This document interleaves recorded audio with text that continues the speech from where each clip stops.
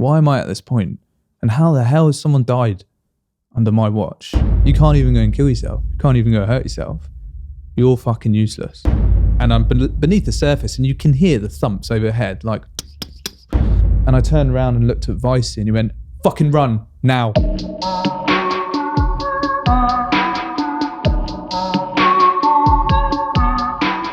Wow, this is the most gripping, inspiring, twisting conversation I've ever had on this podcast, ever. If you're squeamish, I'm going to have to ask you to prepare. But even if you are, I'm begging you to follow this story.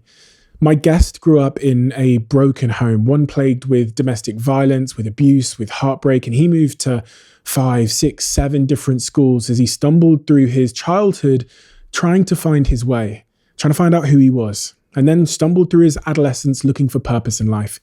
And he was met with rejection, with pain, with confusion, with barriers. And as he spiraled into daily drug abuse, into addiction, and into purposelessness, a job that he hoped would give him that sense of purpose ended in a manslaughter case. And this tragedy only caused him to spiral further. And as he reached the depths of his despair, he made that decision one day that he was going to leave his house, go for a drive, and end his life. For whatever reason, and thankfully, he didn't go through with it. And by fate or luck or faith or whatever you want to call it, whatever you believe, a short YouTube advert that popped up one day out of the blue would be the catalyst for him to pull himself out of his darkest, most desperate moment, to give up drugs, to overcome his mental challenges, to brush himself off, and to pursue his childhood dreams. He went from suicidal drug addict to elite commando, developing what he calls the commando mindset, a mindset and a set of values that you can learn. But his story doesn't stop there. His time as a commando is riddled with graphic violence, with heartbreak, with being injured by the Taliban while at war. He'll describe the moments after he was blown up and turning around and seeing his friends laying there behind him in pieces and losing some of those friends. Being discharged from the military because of his injury, grappling with PTSD, finding comfort in alcohol and addiction again, getting himself in trouble with the law, finding himself in court, facing 4 years in prison, and then rebuilding himself once again, launching an incredible coaching company and working with elite performers, Harry Kane, Gareth Southgate, and the whole England team before they went off to the World Cup. And then the pandemic comes and his coaching business collapses.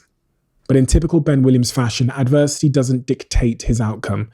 Thanks to the values ingrained in his commando mindset, he bounces back to launch an incredible tech company. What a wild, emotional, gripping ride you're about to go on. Honestly, congratulations for choosing to listen to this episode. Without further ado, I'm Stephen Bartlett, and this is the Diary of a CEO. I hope nobody is listening, but if you are, then please keep this to yourself.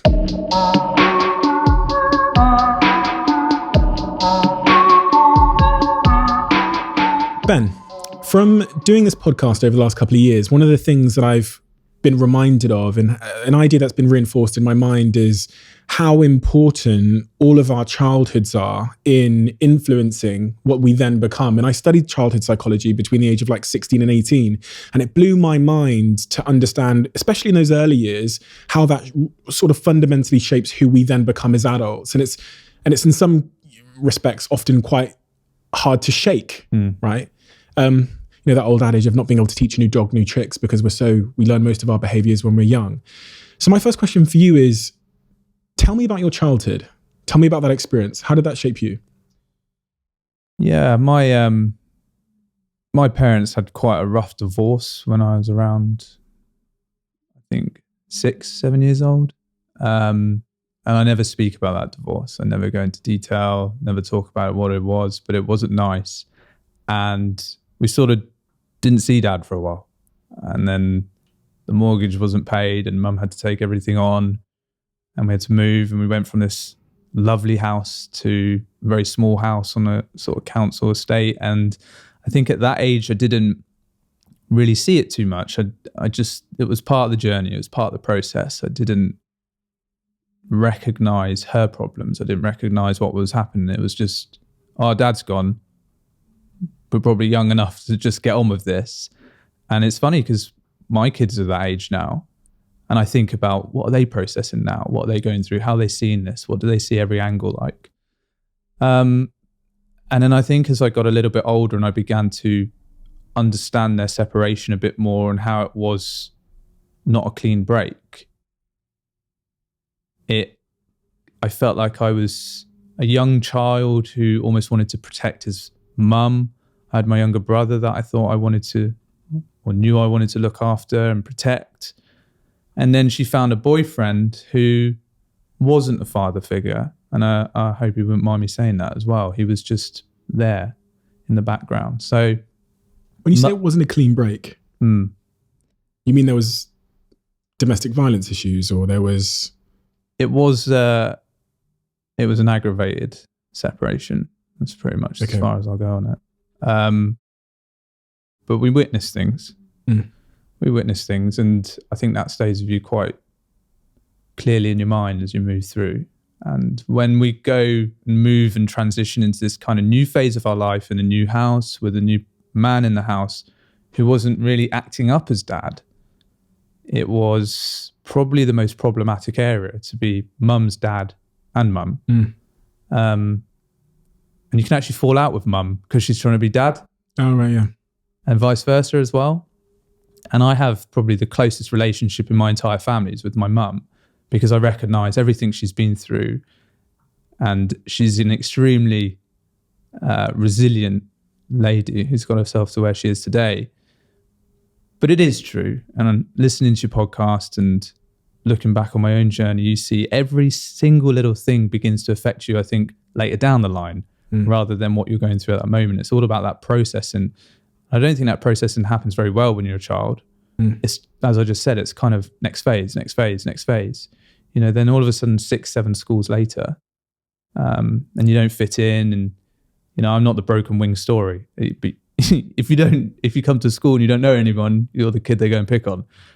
So that was part of the experience. And then you find your feet a little bit in the system. And like my sort of final school, that was kind of my make or break moment. And I think I went more towards break. You said that when you're young, you don't really know what things mean. So you're kind of experiencing them, but you're not like consciously processing them. Yeah. But they are still sitting with you and having an impact on your worldview. They're telling you what a relationship looks like, and what a relationship with, you know, your siblings or someone else or authority looks like, for example. But you don't have that time to process it. And I think, as is the case in my life, I didn't process a lot of this stuff until I was like 29 or like 28 or whatever. Yeah. And I guess that's the same for you, right? It just feels normal. I think if you've not experienced anything before, what you then go through feels normal. Well, this must be reality. This must be how we do things. And then you just kind of crack on. And I think actually it was during my military career and then being sort of immersed in what that throws at you, that I kind of describe it as like almost the Eddie Stubbard lorry, that you're just putting things in along the way.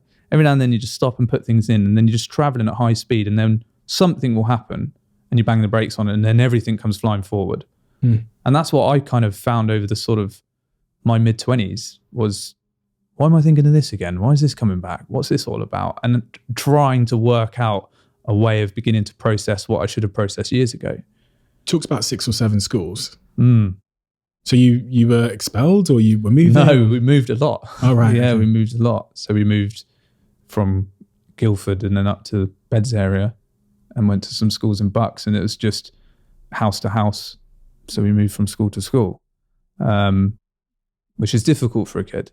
And I found myself leaning more towards listening to certain music types, such as heavy metal, very heavy metal actually, and dressing with it. Right. And I think back then, you know, early noughties is, there's a kid in the corner with the black nail varnish on and the spiky hair and the dog collar, and he's new. Let's throw eggs at him. Oh, wow. So I suppose maybe I didn't help myself as well, but that was just, it was a real strange one because that's what I was into. I still like that stuff now. I felt like I wasn't accepted for liking what I liked. You know, that's how I kind of didn't fit in for a while at school. And is that a coping mechanism? Was the music a coping mechanism? Was being different in school or whatever some form of a coping mechanism? Because heavy metal is pretty emotional, dark sometimes. I think it is. I think it does become a coping mechanism. But I found it was the start of things. It was the start of escape. And it started with metal, and then it moved to more well, I suppose, sinister things such as drugs. And At what age? so I started smoking weed around 12. You know, I tried weed before I tried cigarette. Weed got me with people I always wanted to be with, or thought I always wanted to be with. And all of a sudden I was smoking with the cool kids and, oh, this is all right, you know. I'm finally fitting in. But it's only because you're all using weed and you're all focusing on this one thing that your togetherness is your little unit. But then, yeah, I think drugs took a little bit more of a hold of me than I expected it to. And it was weed for several years, and it just got more and more weed until I started to progress into my late teens, where I started to pick up on other things, which is when it all gets a bit cloudier. Going into the clouds.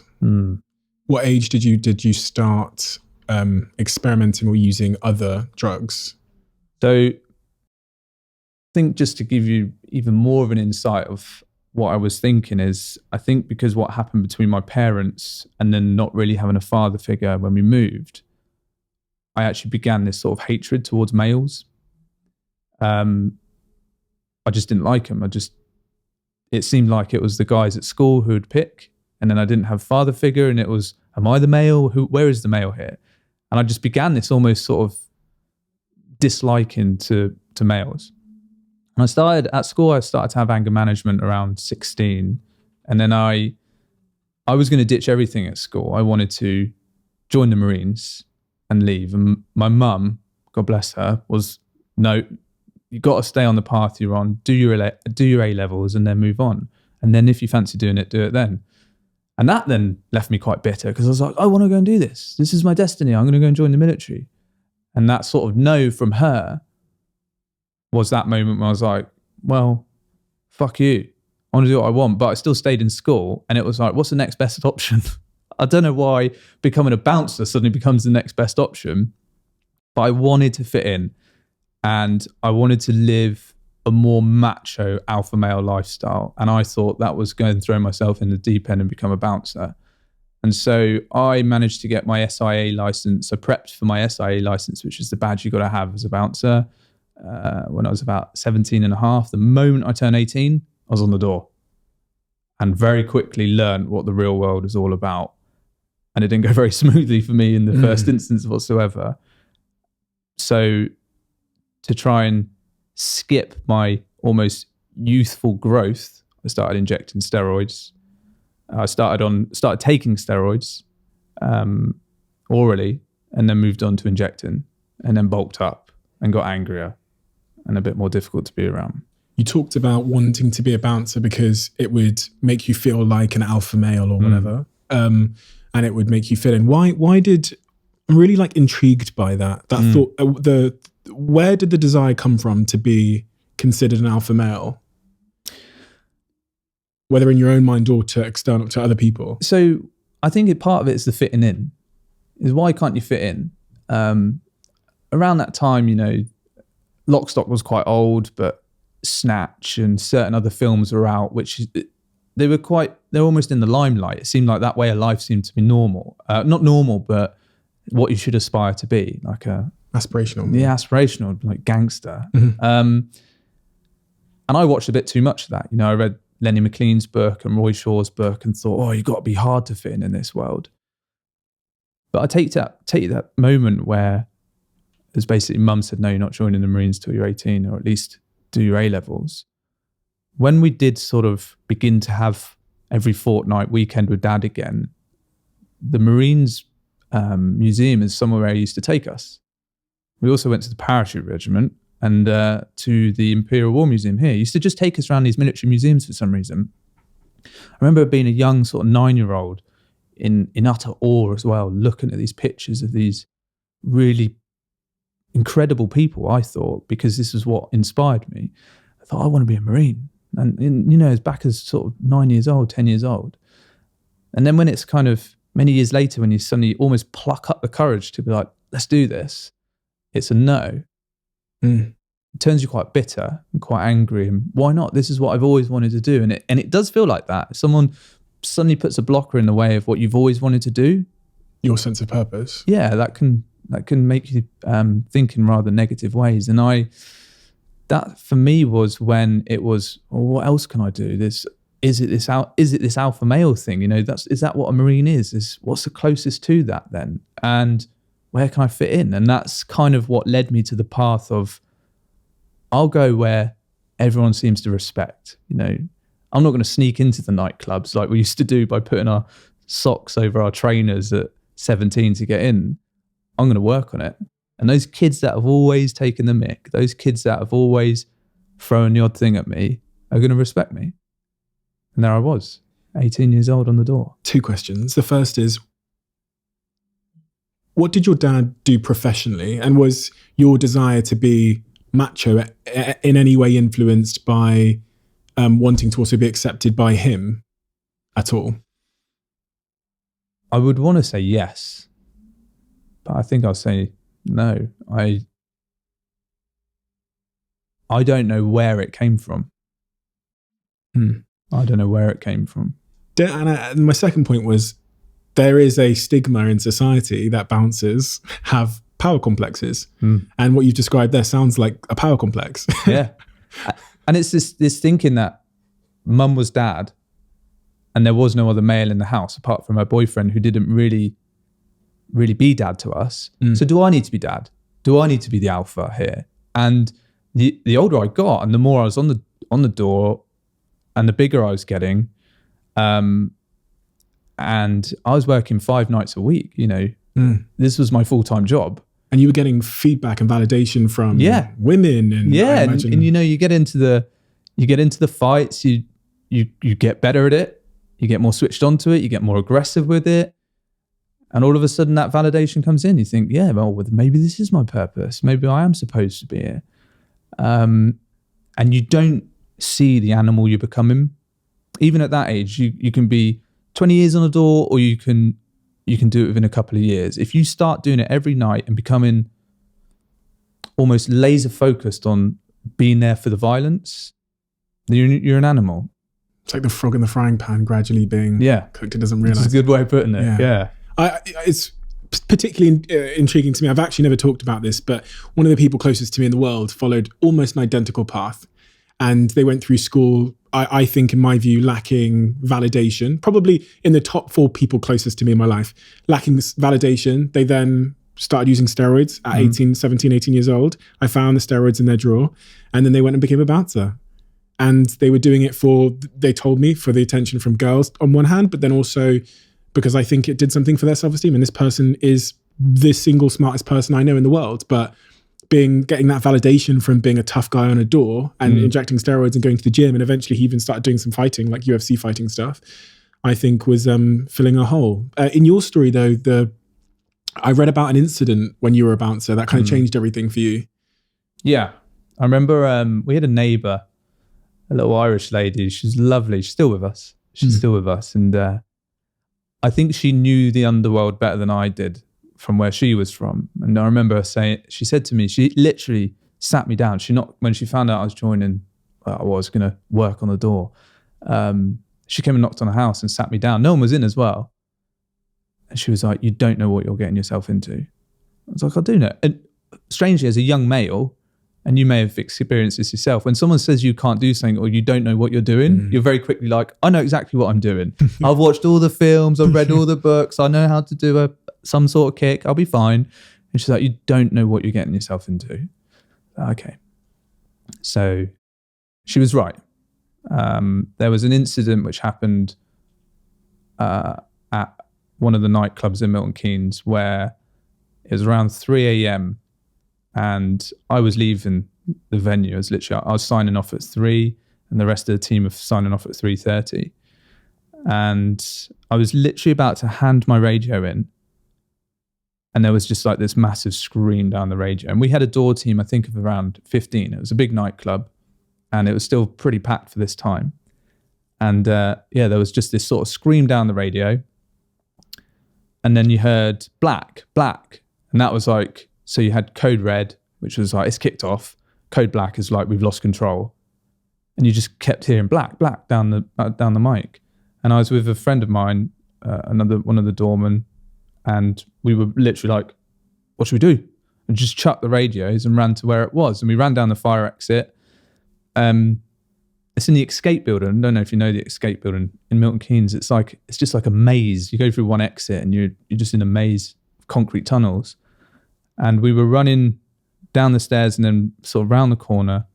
And as we were running towards coming in the back of this part of the nightclub, the doors just burst open and everyone just fell through. It was like a dam of bouncers and people scrapping.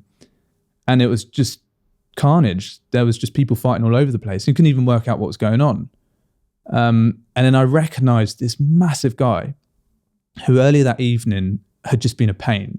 And he gave me a massive kiss on the lips and everything and like ruffled my hair when I had some.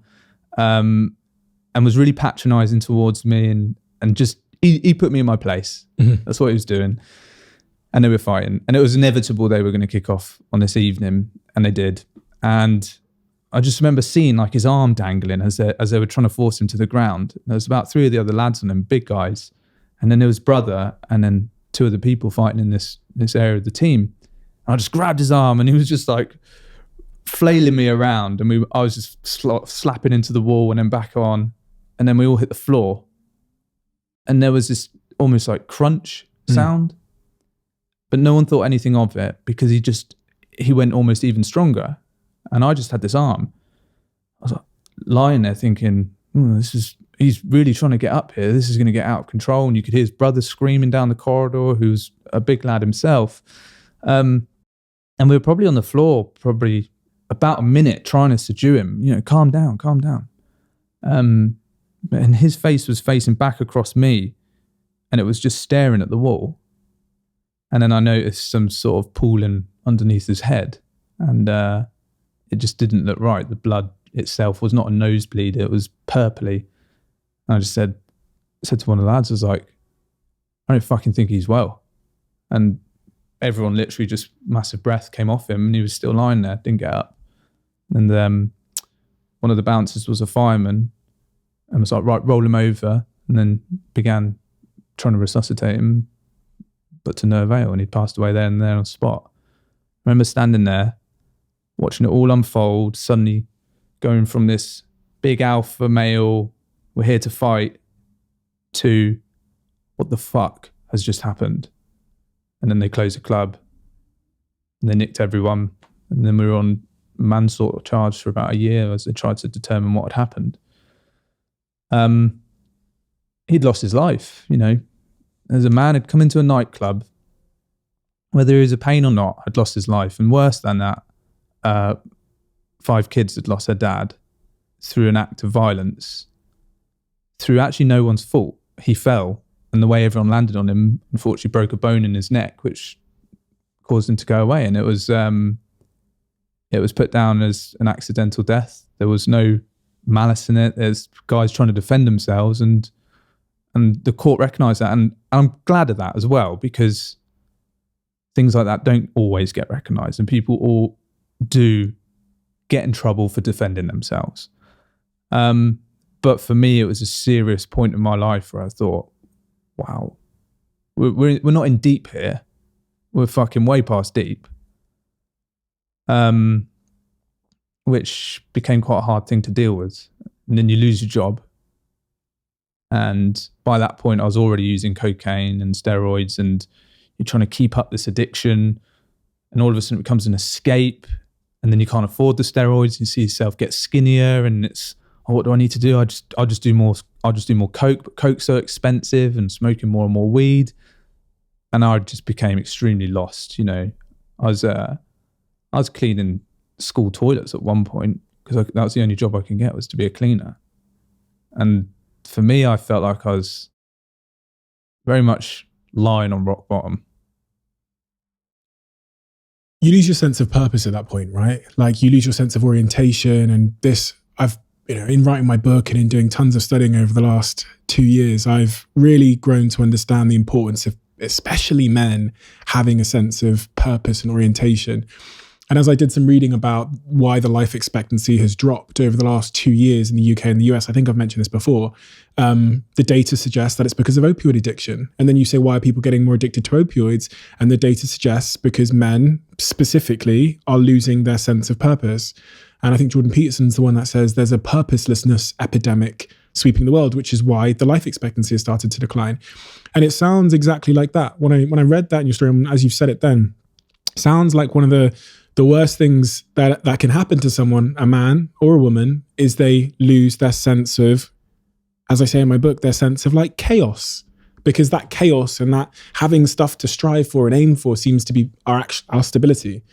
How bad did it get for you at that time in terms of drug use and your mindset? So I've written about it quite openly in my book. I was using it on Tuesday mornings, in my mum's spare bedroom. Using coke. Right. And it got really bad. It got really bad to sort of daily use. Always. That was it. That was all that the focus of the day. It would like get cleaning work done, or if I wasn't doing that, I'd just be like, oh, soon my mate. I literally had 2 mates which I did it with, and I'd just wait for him to finish work, and then we'd go and pick up, and then we'd go and sit in my Corsa until midnight.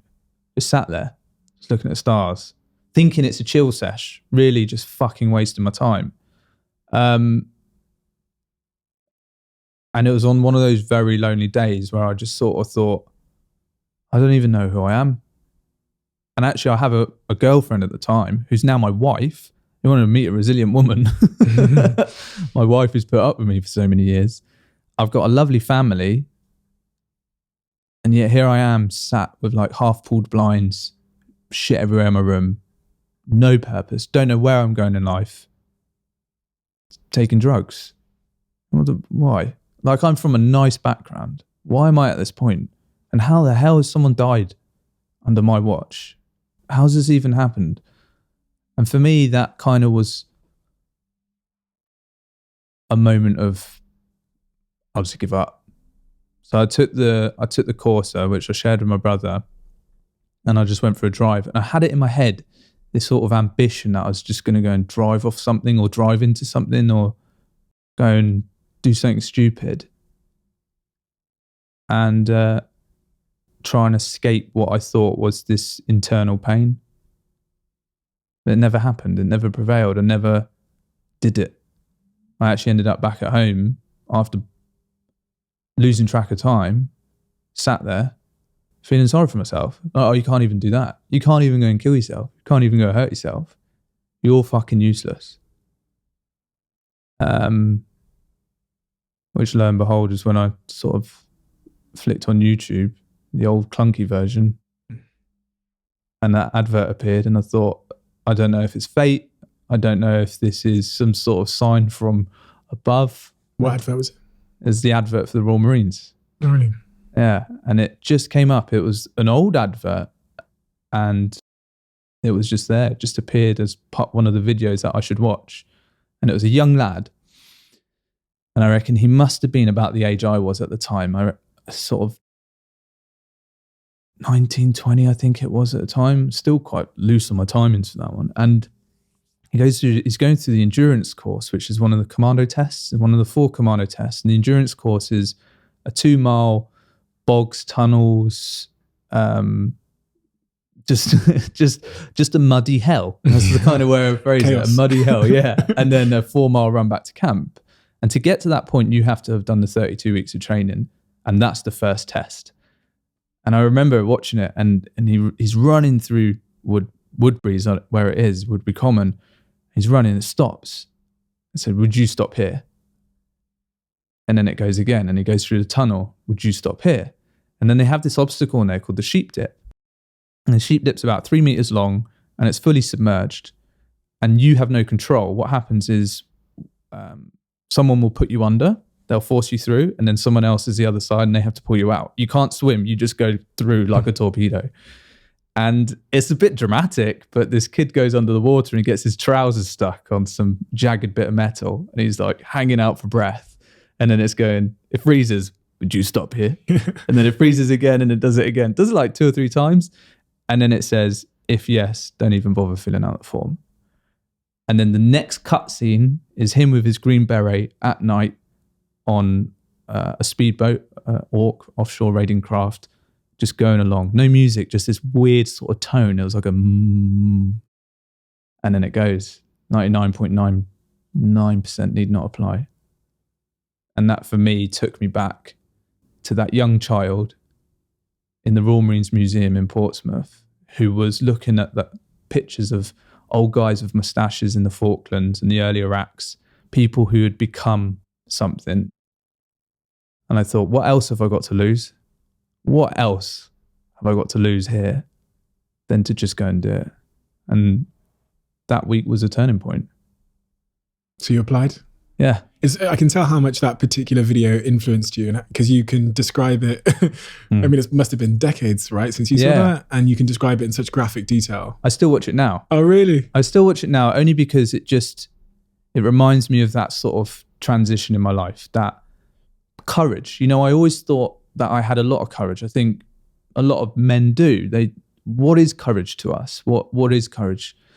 And it was something that I thought I could establish or find on the door, or in like a violent world, and be that alpha male. Where actually courage, now I look back over my years, I look back and think courage was the ability to go downstairs, you know, after sitting there for hours. Shall I not? And go, Mum, you know you said no. I'm thinking of doing it. And she went, thank fuck for that. Because I'd done my A-levels and I think she'd grown tired of me. Yeah. And I was like, what? And it was like this just acknowledgement, like, yes, please go and do that, because we can see what's happening here and you're ruining your life and you're only just about realising it. And I was like last to the party in realising I was the one ruining my life. And the other hard part was, you know, my girlfriend who had been for some time, who had been through all of this up to this point, I'm now leaving her to go on this journey and become a Royal Marine. And I think that was for me the hardest part, to build that courage up and say, can I go and do this? And she was like, yeah, I support you with whatever you want to go and do. And that was it. It was literally, and I describe it in my book, like a couple of days later, I literally just I had a pack of Coke in the house and just threw it in the toilet and flushed it, and it didn't flush. I was like, oh fuck, that wasn't as dramatic because I thought it would be. Yeah. I was like, oh, cut. And I was like, oh shit, where am I going to put that? Admittedly, I kept smoking weed for a little bit because it was my progression off everything. But you know, the steroids were done partly because I couldn't afford it, but you immediately begin to learn about what being fit means. And I remember this moment. I didn't really have too much physical training kit. I just had the odd sort of football shirt and horrible jogging bottoms lying around. And it was I don't know if you've seen it. I think it was with Sean Penn, Run Fat Boy Run. That moment when he steps out the doorway for his first training run for his marathon, and he's all overweight and he's like stretching off in his really crap kit. Yeah. And I felt like that guy, and I stood at the doorway of my house. I was like, oh, I'm going to go for a run. Let's see what happens the rest here. Of your life. Yeah. But it was like the weather we have now, and it was just this hit of fresh air and running and the endorphins and the exercise, feeling like it was purifying me. I thought, this is what it feels like. Is this what success feels like? Is this what progression feels like? Is this what it feels like? And that was that week alone of just feeling myself getting slightly fitter and healthier. You know, simple things like tidying up my room. I was making myself homemade meals like lasagnas and pastas because it was carby and it felt like that was the right thing to do. And then I began to start the application process. And yeah, it's about a year's process of fitness tests, medicals, psychometric tests and stuff like that. And then you go down and you do this 3-day course. Before you start training, you have to go and do a potential Royal Marines course, which is what I can only describe as a 3-day beasting, where they just make you cry for 3 days and see who survives it. And I got food poisoning the night before. Oh, shit. Yeah. I literally threw the eye of a needle and out the mouth. And I was like, oh, I'm in a shit state, real shit state, like a corpse in my bedroom. And I remember my mum's saying again, she's like, why don't you get them to see if they'll move it? Like in that mumsy way. Yeah, let's ask the Marines if they'll move it, mum. I just thought, I've just got to go. And I went down and I was last on every test, but I managed to scrape the times. But I couldn't put my hand up and be like, Raw, feel poorly. Like 2-3 days into becoming a Royal Marine, it wouldn't have gone down well. But I passed. And that for me was just this incredible moment of, I've just managed to kick my bad drug addict habits. I think I've overcome some sort of suicidal tendencies here to now be passing a course that's going to give me the ticket to begin training with one of the world's most elite and respected regiments. And that, I didn't need anyone else around me for that one to say well done or that validation. That was a look in the mirror and go, nice one. How did it feel when you got that? Like, was it a letter or an email or? It was literally there on the spot. You know, Really? You do the last day of the 3-day course and then they go, oh yeah, you passed, or they go, you're shit, you failed, off you go. And I had this letter which said you passed, you'll hear from your careers officer soon. You also get given this t-shirt. Oh, I cringe when I think about it now. But this t-shirt says potential Royal Marines Commando on the back. Christ. Yeah. And when I see people wearing them now, I'm like, and I put this t-shirt on and I was on the train just like holding it, and it was freezing. And I'm traveling through, I actually came back through London because I was living in Milton Keynes at the time. And so I was on the tube just like that, no coat on, just with this trophy. t-shirt on. Yeah, but I was so proud of it. And I trained in that t-shirt every day. And then, I got my letter in the post saying you'll be starting on this date. Get yourself ready. This is your kit list. This is what you're going to need. And that date came round. But your mum was proud, right? Yeah. Yeah, she was really proud. I think my girlfriend was a bit confused and a bit, oh, there he goes off on a journey. What happens to me now? Which is why I work so hard now. So, which I'll come on to later. But you know, being sat on that train for day one of training, and going from Milton Keynes, and I went up to Birmingham, and then I caught the Birmingham all the way down to Exeter. I remember looking at people on the train behind sort of newspapers and those glum sort of MP3 playing faces with the listening to their music, looking out the window in sort of cheap suits and, you know, tapping away on laptops. And I thought, I wonder if these people are happy. I wonder if these people are on the journey I'm about to go on. And that train ride in itself was extremely fulfilling. And then the Royal Marines Training Centre's got its own train line, which is super scary to turn up to. And then, I pulled up sort of 5 hours later, and there's the first instructor awaiting you. And you walk through the gates, you're carrying all your kit, you're quite bewildered, but I remember thinking I've arrived. It's crazy that you went from being, I almost have this visual in my head of this young man who was looking around for something and finding nothing in terms of his purpose, and then obviously going within himself and using, you know, cocaine and other substances to try and escape. And then suddenly it's like this North Star just becomes illuminated in the distance, and it's this sense of orientation and direction and purpose for your life.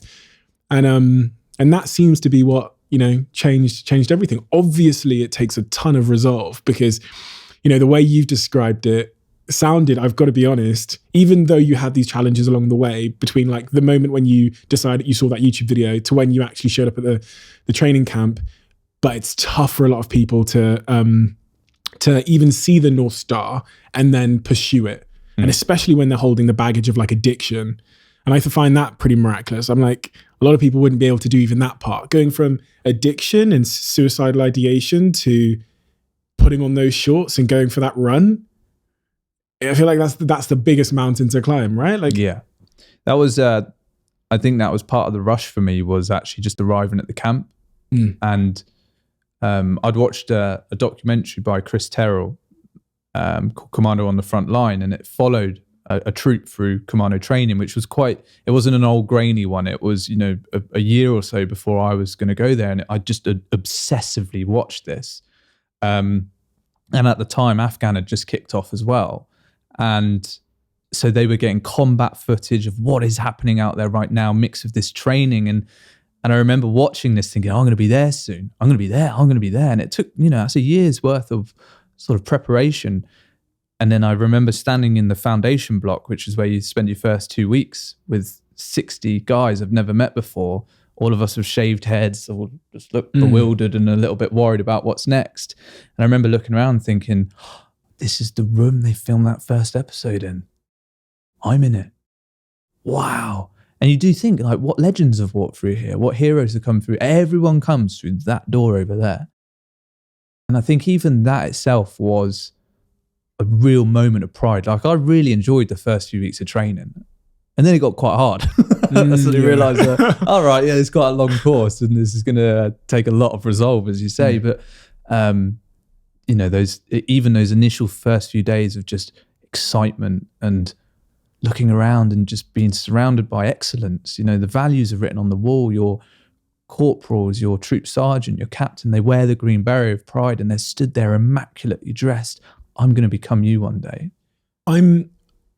We're having this conversation today, but something happened in my life yesterday, in fact. So this is, I think, why I'm really dwelling on this point of like how you go from the YouTube video to putting on that pretty ugly gear that you found and then going for the run. Is I've got a very good friend of mine who I know won't mind me saying this because we talk about it openly, who is going through tough times at the moment. He sounds very, very similar to the guy that you described who was having those negative thoughts and was looking for purpose in life. And I'm almost searching for the advice to give him. I think that's why I'm asking you the question, because he is that guy that sat in his car looking up at the sky wondering what's the point in living.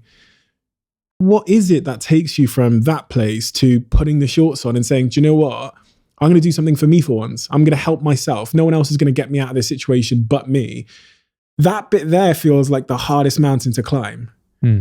I guess for you, it was that sense of purpose and prestige. And that was, you know, this had been your childhood dream, or like, there's also this quote I sometimes ponder on, which is change happens when the pain of staying the same becomes greater than the pain of making a change.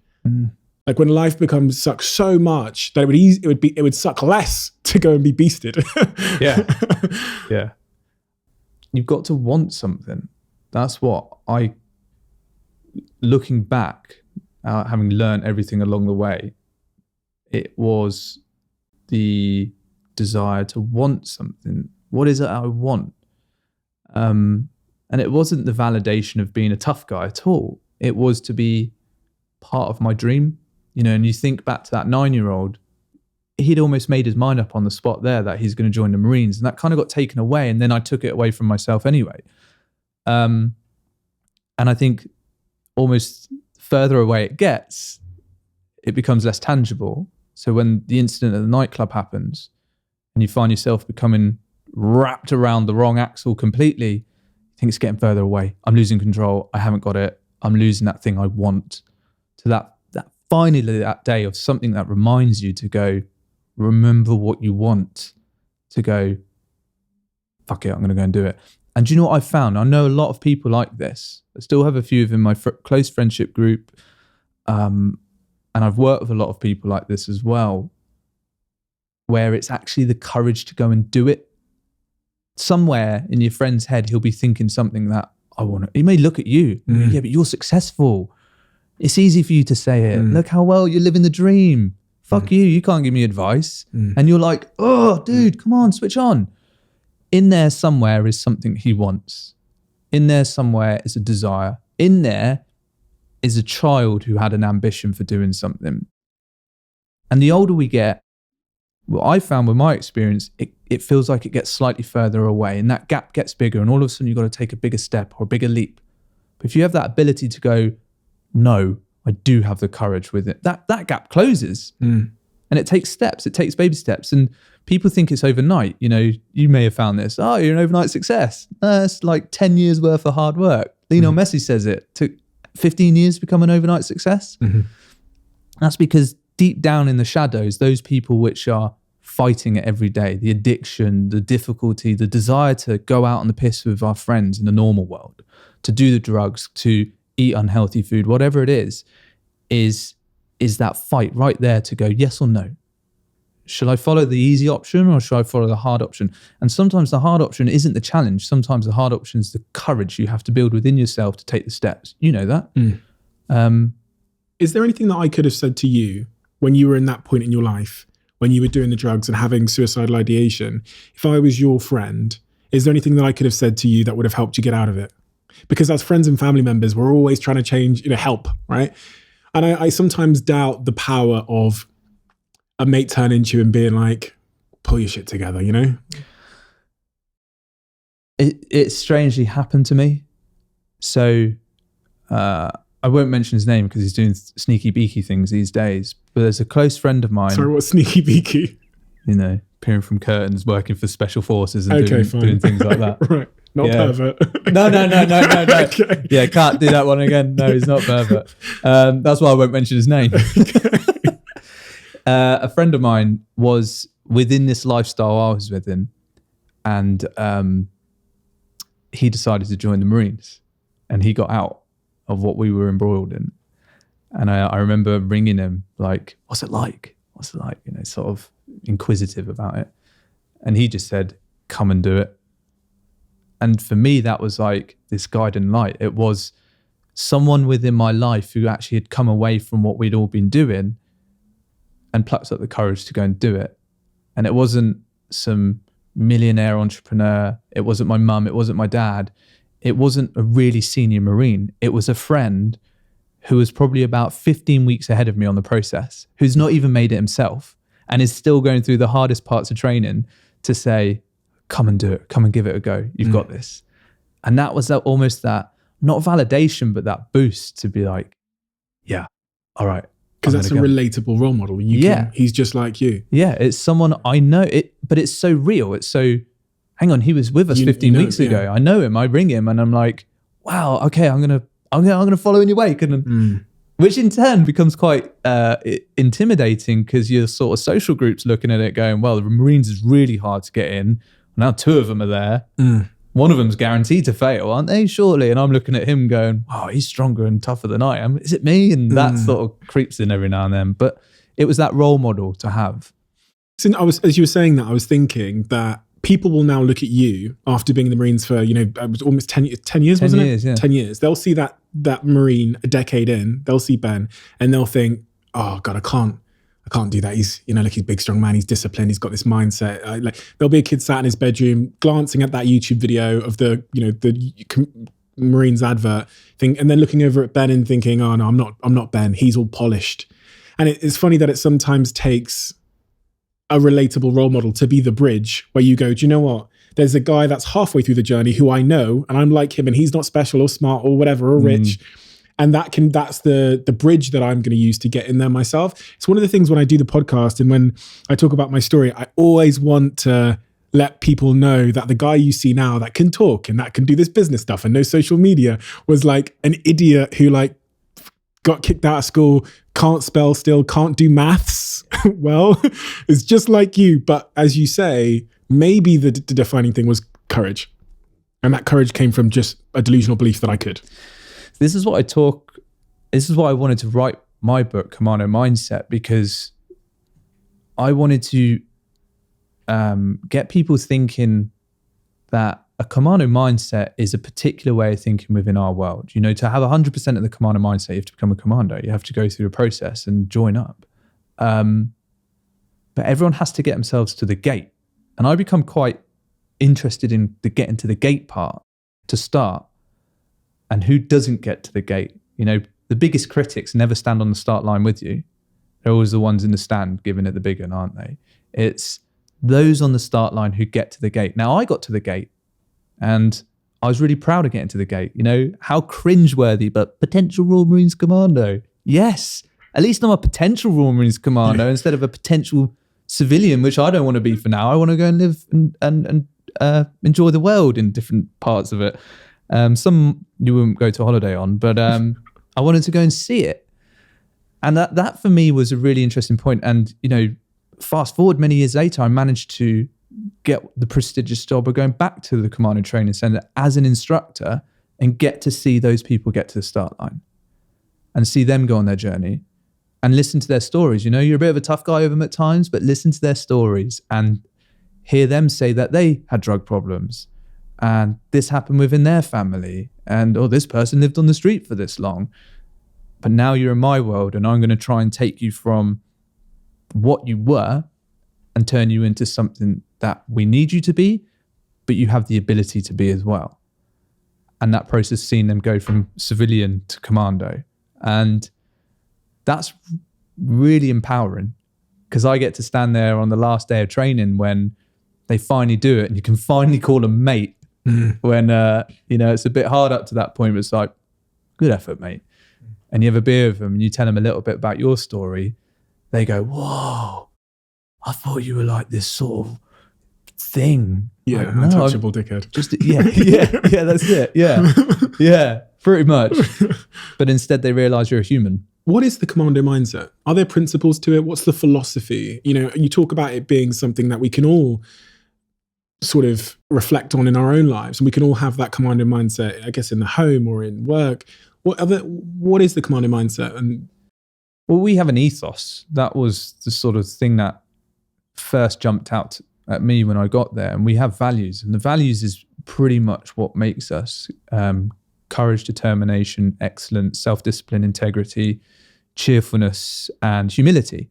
And these words, they're very human words, aren't they? You could put that in almost any walk of life, and I think people can acknowledge it and go, oh, courage, yeah, excellence, I'll have a bit of that. Integrity is the biggest one. We say integrity in the Marines is your virginity. You can only lose it once.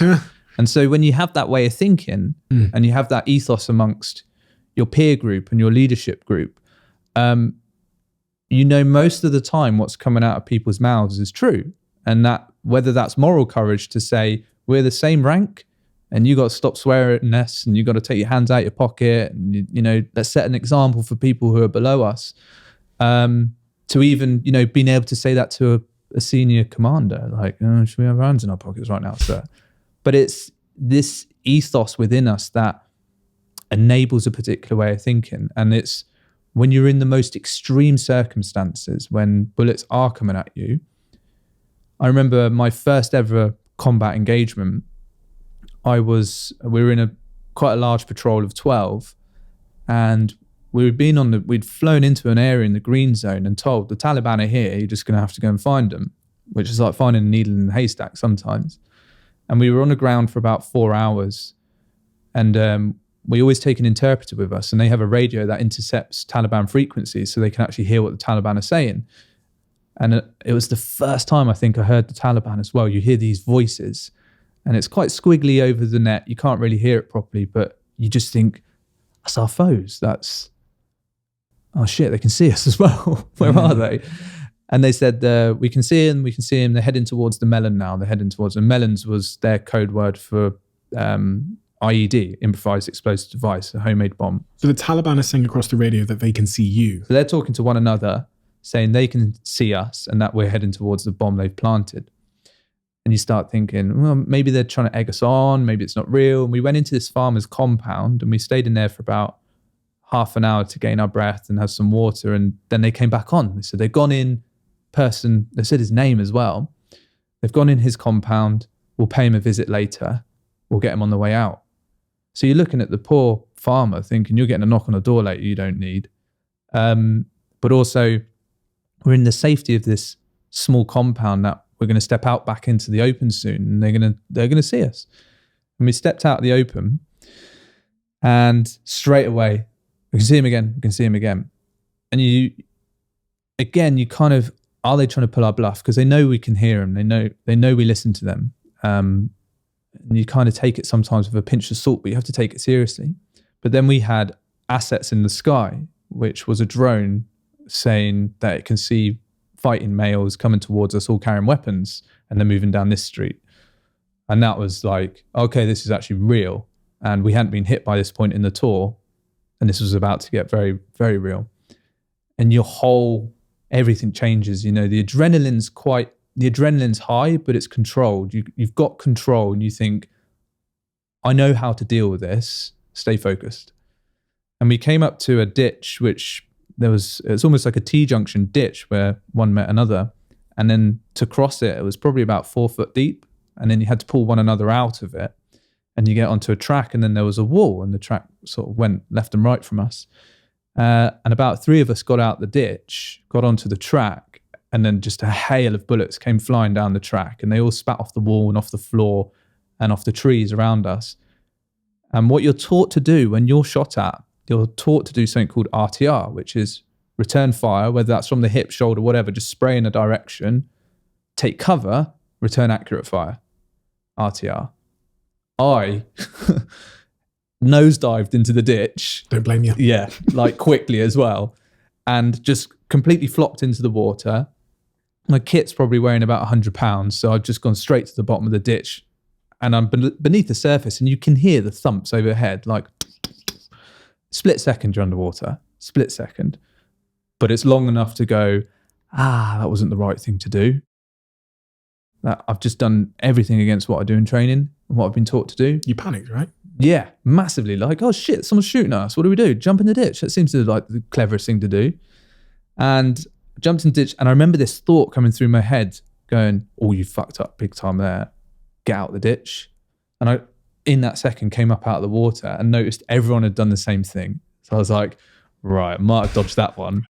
And the way we were looking was down the track. So everyone's sort of looking across each other, down the ditch and down the track.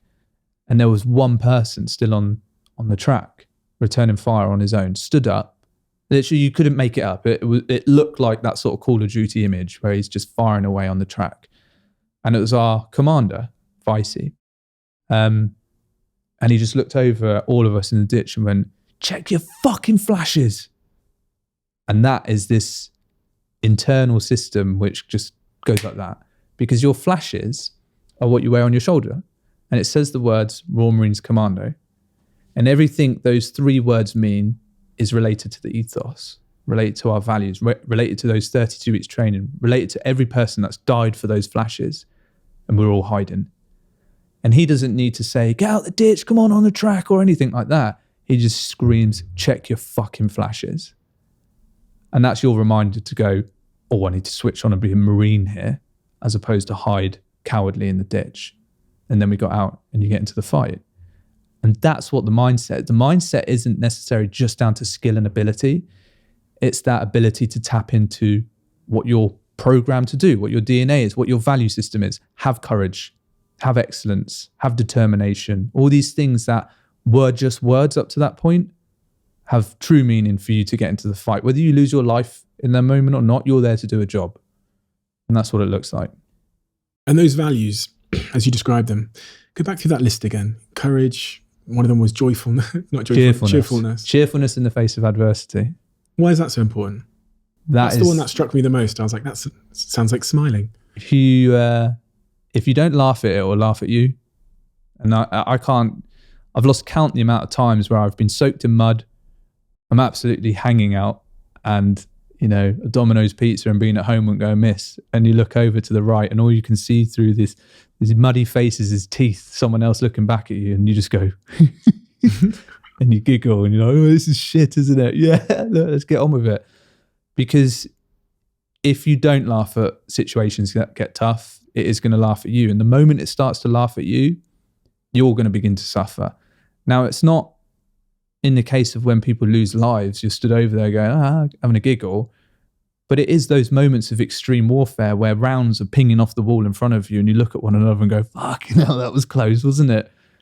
And you have the ability to laugh at situations maybe other people wouldn't laugh at. Cheerfulness in the face of adversity is what we all need. I've been saying it to people all last year and this year. This is shit what we're going through. But if you don't smile in some way or another and find that sort of courage to have a bit of morale within yourself, it's going to laugh at you. That's where your mental health starts to take a knock. That's where you start to have that sort of negative downward spiral. And that was something I never had before the Marines, the ability to laugh at difficulty. And the Marines encourages it out of you. What were the other words again? So cheerfulness, courage, determination, excellence. Talk to me about excellence, why that's so important. Because I know I've got to be honest, I feel like I've watched every documentary ever on like the SAS and the Marines and the other special forces across different countries. I got so obsessed, when I was younger. And one of the things that you see in training is this obsession with the suit, your uniform being clean and your gun being clean and things being in order. And it seems like, from my outside perspective, they're like training excellence and organization into you. Is that why they use the word excellence in your flashes? you can never achieve perfection. Everyone looks at the military as in they're perfect. Everything's shiny, everything's ironed, everything's clean, but it's not perfect. If you think you've got perfection, you've hit arrogance or you've let your standards down, because excellence is that ability to continuously keep striving towards something. My corporal in training said, if you do 0.1% better every day, at least you're heading in the right direction. And his way of looking at that was, you could have the worst day ever, you could fail every test, but if you do something extra that day that just boosts that 0.1%, at least you're making a little bit of a more positive impact on that day than maybe yesterday. You can always strive. And that word excellence is embellished in that. It's the ability to say, I can never achieve perfection, but as long as I strive to do my best effort, that's what excellence really means, that the ability to strive to put in your maximum effort on everything you do.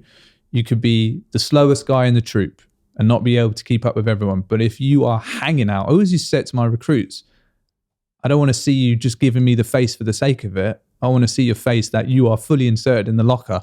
Then I know you're giving me the best effort, because they're striving for excellence. They're striving to just be the best they can be. Do we do enough of that? We do in the military. And that perfection doesn't exist. You can't aim for perfection. You have to aim for something a little bit more tangible. You have to aim for something that does exist. And what does exist is the ability to keep doing it at a high standard. How do you, in our culture at the moment, there's a narrative emerging, which is like, at least you did your best. You know, at least there's a kind of a fluffy, soft, you hate it, I can see it in your face. There's this kind of like fluffy, soft, it's okay that you're not that good. At least, take a rest. Good is fine, which is kind of infiltrating our culture in a very PC, almost, in my opinion, toxic way. If I post this on Instagram, as I've said before, I'll get like cancelled, because people, that sense of like doing less than your best and being negative seems to be comforting for people in a way that keeps their self-esteem and ego smothered with cotton wool so that they don't have to take personal responsibility. I can see you're very pissed off. Go ahead. Yeah, this podcast is over. My lad took part in, so I have a boy, Zach, he's 7, and I have Layla, who's 3, going on 18. And he won a race in sports day. And I was like the Marine dad on the edge, like, God, son, come on, you got this. And he's flying down and he's miles ahead of everyone else. I was like, yes. And he crosses the line. I'm like, yeah. And he comes running over and he's got this massive grin on his face and he's got a big sticker, winner. And there's another sticker next to it, participator. And I looked at it and instantly in my head, I twigged and I thought, rip it off. Okay, good. Oh, they're handing out them ones, are they? And he went, I won. And he was over the moon. We were like, and my wife and I were like, well done, mate, it's amazing. And he went, why did everyone else get a sticker? And he was pissed off. And I was like, and I can almost hear the parents around me. I could hear their ears turn towards me like, oh, how's this parent going to approach this one? Mm. And I did think in my head, I was like, shall I go down there? Well, it's good that everyone had a go and everyone took part. And then this kind of, the stoic Commando went, fuck that. I went, listen here. No one else should have got another badge, right? You're the one who earned that. That's the reason you've got that winner's badge. Don't worry about that participation medal. What I want you to always strive. Just do your best every time and you can win the race like you did today. Don't worry about everyone else. And he was like, yeah, but why do... And the conversation went off in child language. Sure. But why do they get a sticker though, Dad? And like kind of looking around again at the parents. Mm. I don't know. Yeah. I've not worked this one out yet. Yeah. But I did. I wanted to let them know that there was that parent in me. There's almost those two voices to go along with it because other people are listening, and this is now the new cultural thing to do of just praise effort praise taking part over anything else. Or let my son, one of the Marines' values is integrity. I'll let him know what I truly think of it. I don't agree that they're handing out those stickers, mate. You won the race and you deserve that one. Make sure you do that every time. Mm. And he likes that. People will listen to that and they'll think, some people might think, oh, you're toxic. That's those pushy values. Parent. Yeah, pushy parents, and you're training your kid to, he'll end up like Michael Jackson, changing the color of his skin or whatever. But if we look at the importance of purpose and forward motion and orientation, I think that removing accomplishment, removing North Stars and just saying nothing's a North Star and everything's a North Star is actually really, really dangerous, because then if we don't have things to strive for, if there's no winner, if there's no accomplishment, if there's no mountaintops, then again, we lose our orientation. And that, for me, is where people get depressed and have opioid addictions, and then they end up killing themselves or, whatever else. And it's also maintaining a standard for not what I expect of my child. I want him to put the effort in. If he doesn't want to put the effort in, he won't put the effort in. And he will either go through a process in life like I did, or he won't. And he may look at my life lessons and others around him and go, "Ooh, I'm not going to do that. I'm going to do this." I run a business. You've run a business. If your staff or employees, turned up, I'm like, "Oh, I'm just here to, get paid and 9 to 5, hit 5 and I'll go home." That turning up attitude, what does that do for the culture of that business? You have too many of those people within your environment. Your business is a car crash waiting to happen. It is the people within it. Or your friendship group. Or your friendship group. Oh, just, see what happens. I'll just turn up. The just turning up attitude is what we're encouraging when we say, "Well done, everyone, for taking part in this race today." I personally think you reward the top two, and the one who's putting in maximum effort, who came in last, give him or her something as well. Well done. That's a good effort. We had another cake. Yeah, I didn't want to say it. You said it for me. I don't care. I don't care about being cancelled at this point. Yeah. You're not cancelling my episode. No, it's fine. But it is that. It's if we almost reward this participation now, that's all you get rewarded, as the winner gets as much as the loser gets, and everyone in between gets rewarded this participation. We are encouraging this just turn up. Just all you have to do is just turn up and you get praise, you win. It's what Simon Sinek talks about, this kind of entitlement. Where does it come from? Well, you just turn up, get everything everyone else gets anyway. No, like you and I, people who have had to work hard, fight hard. The reason the Green Beret is so well respected is because it's so fucking hard to achieve. The moment they drop the standard, it's not going to be the value that it is at the moment.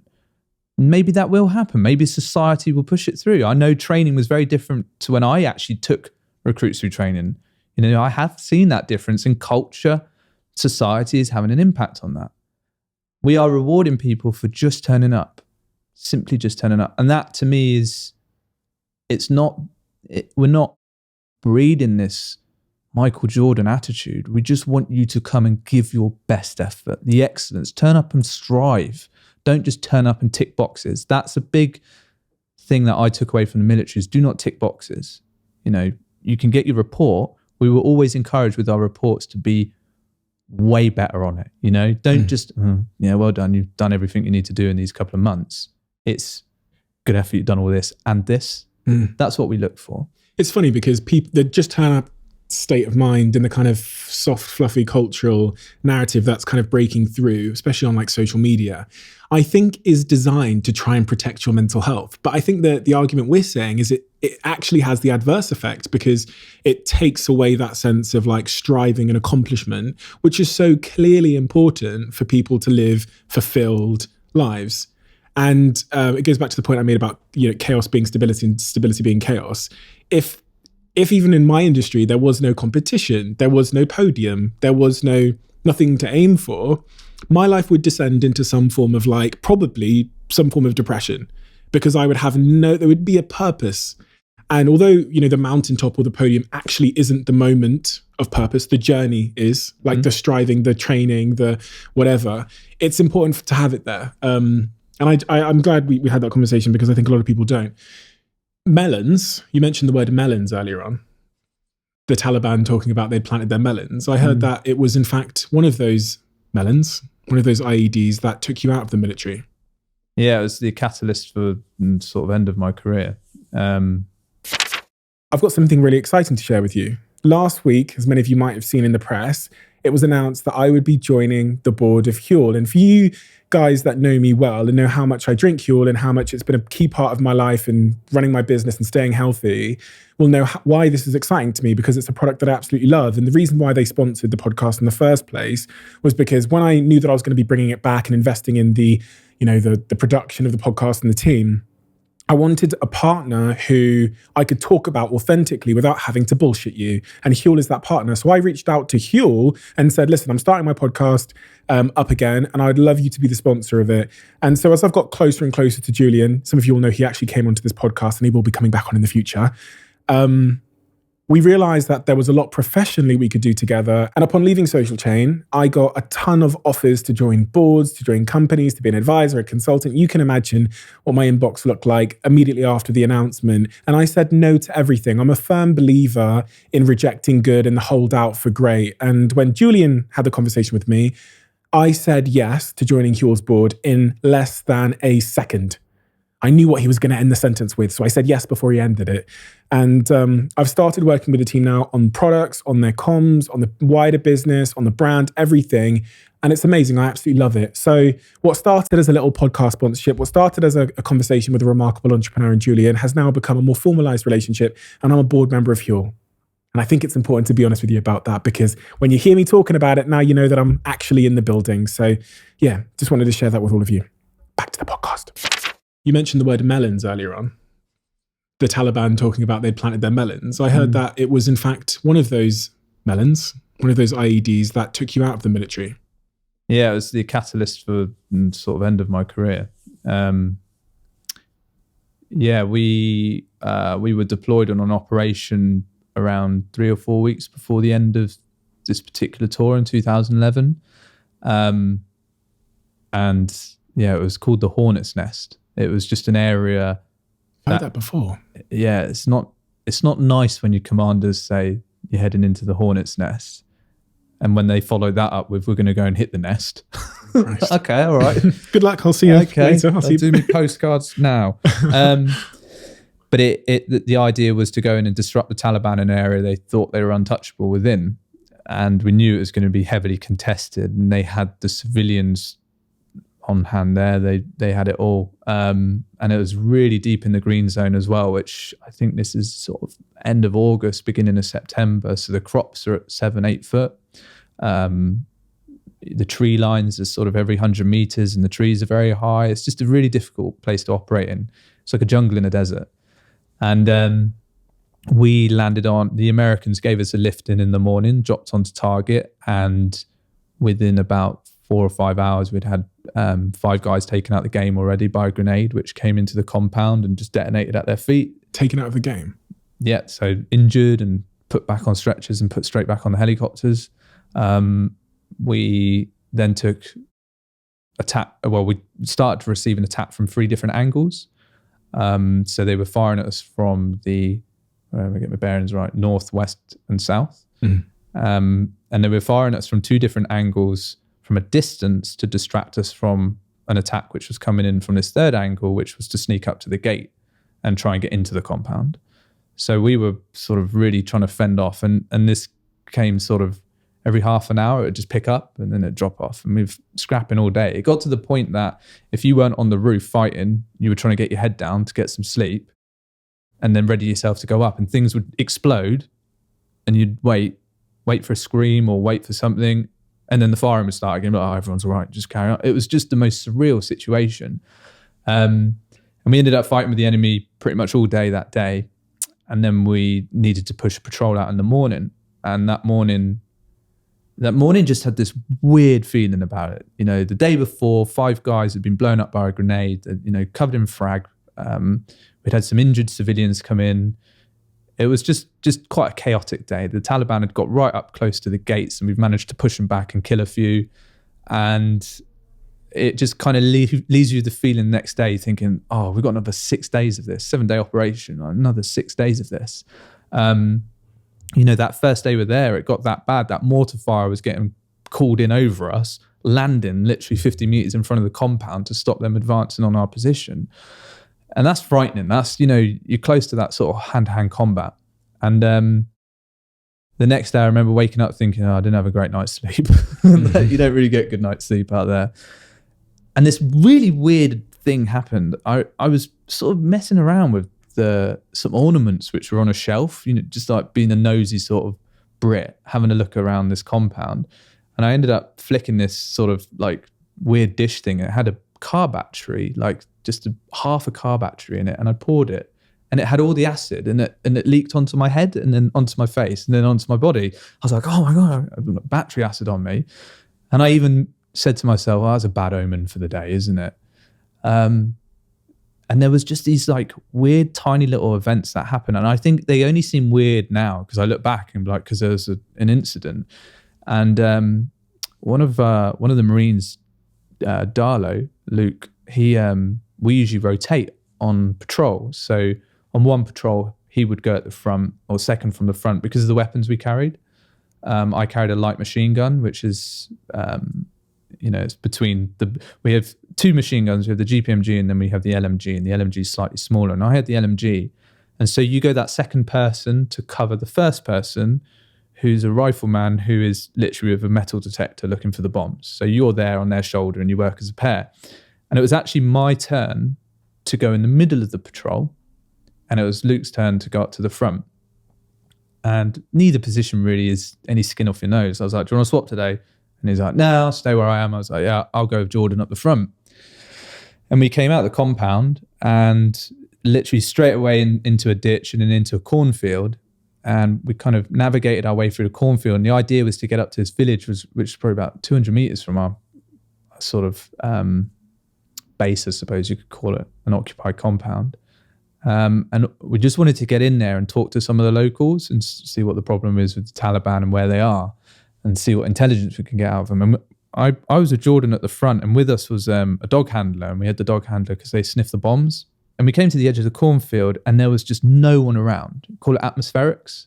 So positive atmospherics of women and children out in the streets, farmers in the fields, normal life, pattern of life happening. There was no one, nothing. Like literally you had the tumbleweed going down the street. And I looked over my shoulder and you could feel it. We call it spidey senses. It's when, your skin and your hair sort of starts to stand up on your neck. And you could just sense it. After yesterday's fighting, no villagers around. They're here. The Taliban are here. It's just, where are they? And I looked over my shoulder and Vicey was behind me, my commander, and was just like, yeah, push up the track. Let's go. And we came out onto the track and began walking up towards where we needed to be. Very slow pace. You're checking for these bombs in the ground. And a tractor appeared in front of us, probably about 20 meters to our front. And this farmer just looked at us, and he must have just seen a load of Marines suddenly stood there in the street, and we were like, Dresh, stop. And he just like floored the tractor as much as he could. It kind of just chugged off and he disappeared. And it just all felt a bit weird. And we got nearer to this, we literally come up to this crossroads, and myself, Jordan, and the dog handler were on top of the crossroads now, or just slightly just before. Jordan was on it and I was just slightly back from it. And these two guys walked around the corner dressed in full black, trainers on, which is a massive indicator for Taliban. They used to wear trainers where most of the people just wore flip-flops, and they used trainers for obvious reasons, getting around quicker. And they were just stood there, as you are to me, in front of us. And it was like, fucking hell. And you couldn't do anything. Like, they're not armed. They just stood there looking at you. And they're as wide-eyed as you are. And you think, this is Taliban. And then they just bolted, literally just ran straight from us as we're like, stop, oi, oi, oi, stop. And they ran to our right, behind a short wall, but into the field. And you could hear them like traveling through the field, like the snapping of the corn and everything. And like, why the fuck are they just running to the field? Why didn't they run down the track or just stop? And all this is starting to go in your head. And I turned around and looked at Vicey, and he went, fucking run now. And we started to run, and we must have taken 2-3 steps, and the wall next to us just obliterated. And this plume just covered us all. Like, I've never heard anything that loud. I've been around a few loud things, but it was so close. And I remember something hit me in the back of the head, which my helmet must have deflected. And then something went through my leg, and I just felt like this almighty pain in my leg. But I was still stood there. And I don't mean that heroically, like shrugged off a bomb. it was just the shock of it. Everything just went through you. All the rubble, all the fragmentations to the shards of metal just went through your bags, helmet, everything. And the pain in my leg was enough for me to like scream out in agony and then drop to the floor. And the way I dropped, I actually ended up sitting on my foot. So my injured leg had come back under me, and I had this right leg out to the front. I smile because it was mildly amusing when I look back on it. But all this, you know, your ears are ringing, you can't hear it, you just hear that sort of muffled thudding sound. You can smell the cordite, you can smell horrible things, you know, when you come to terms with what happens next. I remember looking down thinking, oh, it's fucking me. And I was screaming, I've lost my leg, because I was concussed. I had the pain here, I couldn't see it. There's lots of smoke and dust everywhere. I thought, fucking hell, I've lost my leg. And I had this moment, literally must be 30 seconds long, sat there on the floor thinking, fuck, I've lost my fucking leg. Where is it for a start? And then it was like this weird sensation of like my foot trying to come back round underneath me. And then I was like, oh, I fucking sat on it. I'm sat on my foot. I'm sat on my foot. And I did look down and there was blood all down my legs, but my foot was there, my leg was there. It was all intact. And you check other bits, which are quite required for a man. And I was like, yeah, all right, it's all there. And you do have those really surreal moments. It's a real thing where people check themselves. And I was like, fuck. But then then you realize you're on patrol. And there's other people on that patrol. And there's 12 of us out on the ground right now. And that thing which just happened was very, very close. And it was almost at the moment I turned around that the orange dusty smoke was clearing, that everyone was just lying on the floor. 3 of which were just out cold completely. And it was just this stark realization, like, fuck, we've been hit hard there. And the wall had, this little small wall, which obviously the device was hid behind. You know, you quite quickly know what's happened, as they've planted a device behind the wall, which is facing the path. And they've run into the field at the end of a wire and just connected the battery, and it's detonated on our patrol. And what it is called directional fragmentation. So it sprays across the patrol instead of coming up from under the ground. And everyone had been hit, everyone. And behind me was my corporal, Vicey, out. Blood coming from his neck, blood everywhere, kit, weapons, clothes, just ripped to pieces. And you just think, oh, fuck. And there's no one else around. Like, it's just you guys on the track, and most of them are lying unconscious on the floor. And I thought to myself, I've got to get to Vicey. So I started crawling. I was in utter agony as well.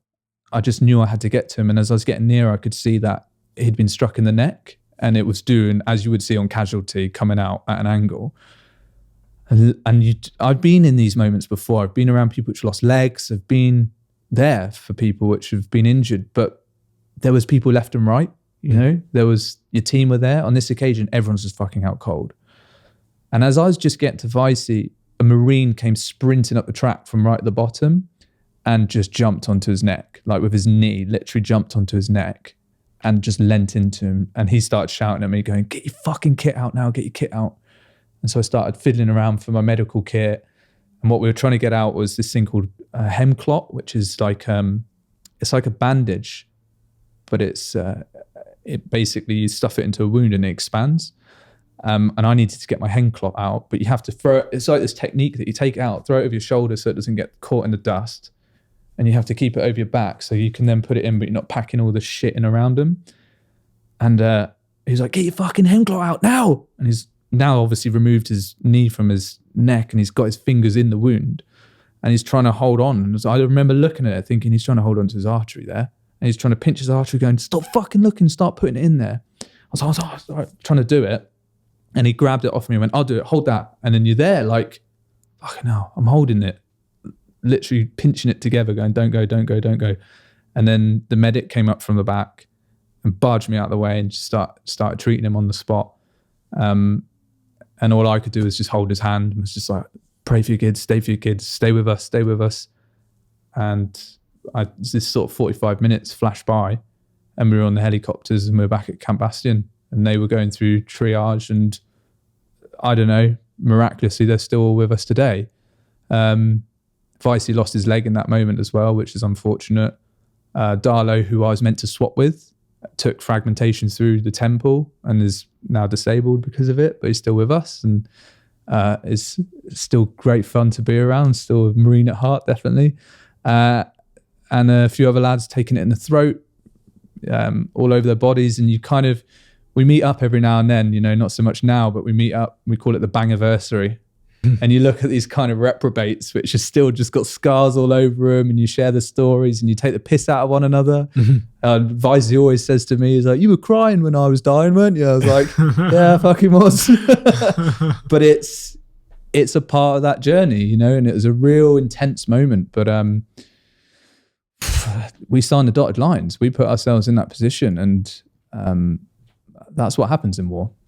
And at some point you decide that you're going to leave, or you were discharged medically? Or? Yeah, it was, I was discharged because of my hearing, and it was something I'd hid from that day. I knew my hearing had been affected, but the way the sort of hearing tests work in the military, you can kind of blag it. You press it every 3 seconds and it'll look roughly like you can hear it. And I could never hear properly in my left ear. And they changed the test several years later, and I got caught out trying to blag it. And the doctor was like, what are you doing? I was like, hearing test. He went, yeah, stop doing the 3 second rule. Like, all right, do it properly. And did it properly. And then it was like, you can't hear in your left ear, can you? I was like, I can hear some.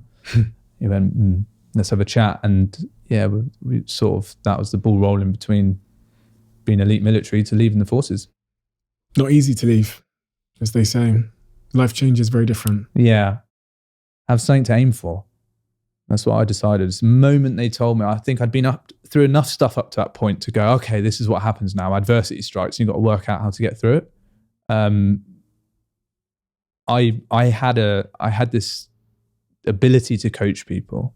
Like that's what I did with my young Marines, and then when I worked with the rehabilitation troops as well. I thought I can do something outside here. And fortunately, as I was sort of in my year of discharge, Gareth Southgate brought his motley crew down to meet us at the Commando training centre, and I got to meet some pretty cool characters within the England football team before they went to the World Cup. And that's where I realised that this Commando mindset thing can actually be transitioned and help people way away from the military. How do I do this?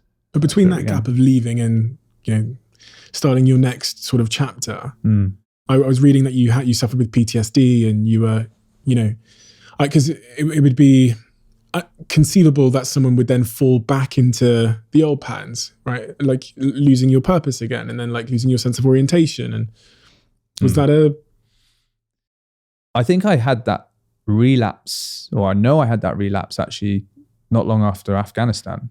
And I think the sort of trauma you go through, the way you may handle it and what you've seen and all these things, it's hard to get your head around. It is really hard, especially when you come home so quickly. It's like bang, explosion, you're back in the UK. I remember being at the Queen Elizabeth Hospital up in Birmingham, and it had been 36 hours since since the Taliban triggered the device on us. Literally 2 days ago, we're fighting them coming up to our doorway. And then I was sitting in this sort of crisp white sheet bed looking out over Birmingham. And my mum came in, this woman who I admire so much, and I didn't want to speak to her. I was like, I don't want to speak to you. I want to speak to you. I want to speak to you. I don't want to speak to anyone. Leave me alone. Because I was still an Afghan.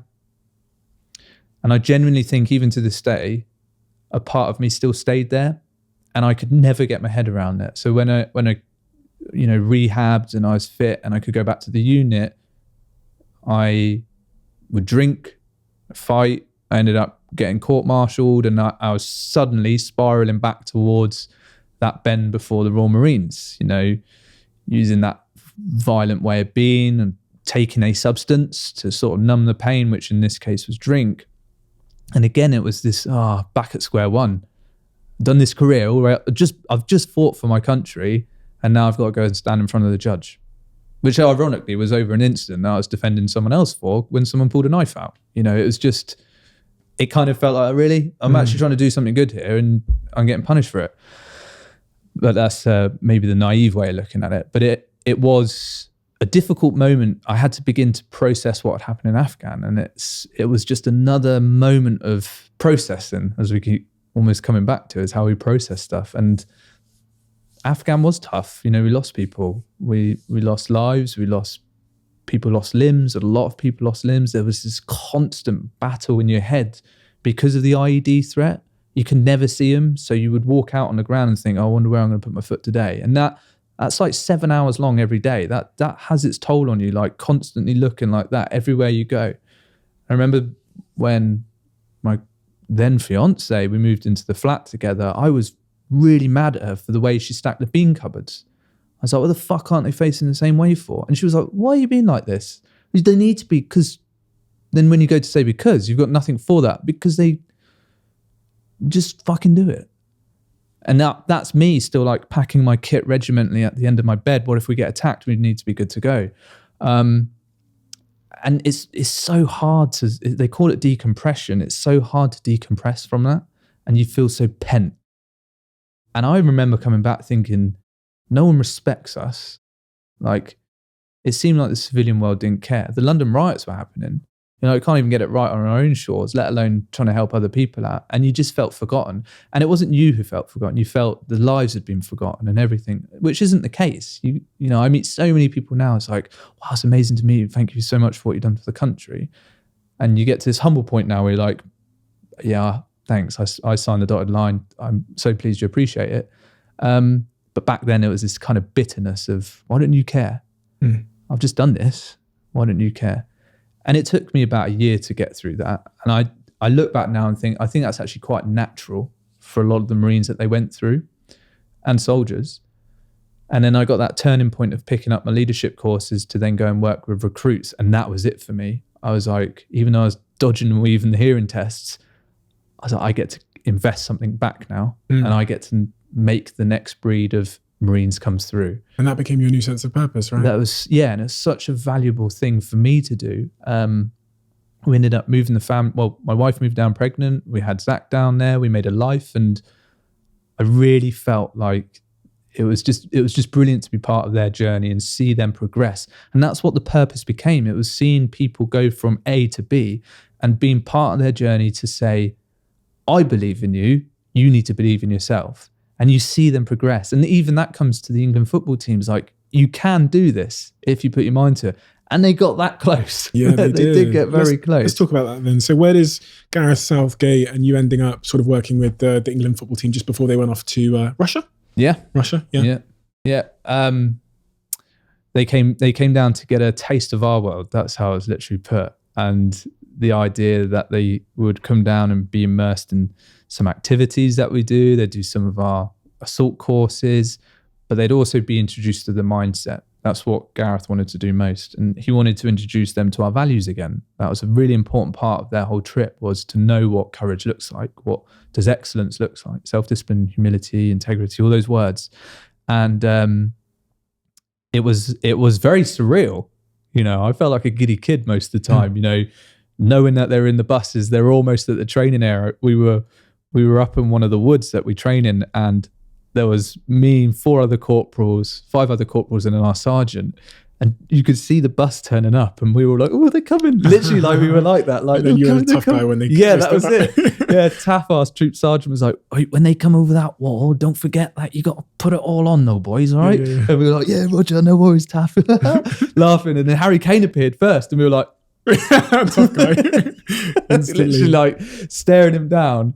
And then I just remember Taff, our sergeant, just went, what are you staring at, Kane? And just started bellowing at him and just, get on your kit then. And then we all jumped in. And we're like, go on then, Southgate, start moving. And it was brilliant. You throw them that for a little while, but actually they're there to understand you, and that's not actually who we are. I was, surreal moment, 1 o'clock in the morning, drinking or sharing a cup of tea with Harry over a little fire, talking about what it's like to score in front of 80,000 people. What's it like to wheel away? And you turned into a fanboy. Yeah, massively. And even when I was asking, I was like, don't ask the question. But you know what? He answered it in a way that it wasn't to the fans. It wasn't to the press. He genuinely answered it, which you could hear it. It was like, there's nothing like it. You know, the way he just expressed it. And sort of you could see him staring at the floor a bit as he's saying it, as he's thinking about those moments. Yeah. He's visualizing. And so, yeah, that was amazing. But then he asked you, he's like, you know, what's warfare like?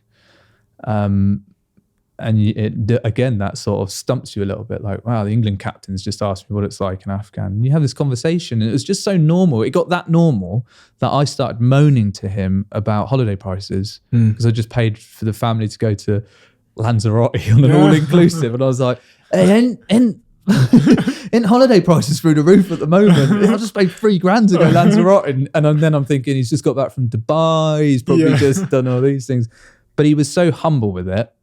And it was a really genuine, organic conversation. And we found that with a lot of the guys and girls which came. You know, they brought the whole setup with them, Kitman to Gareth Southgate and everyone in between.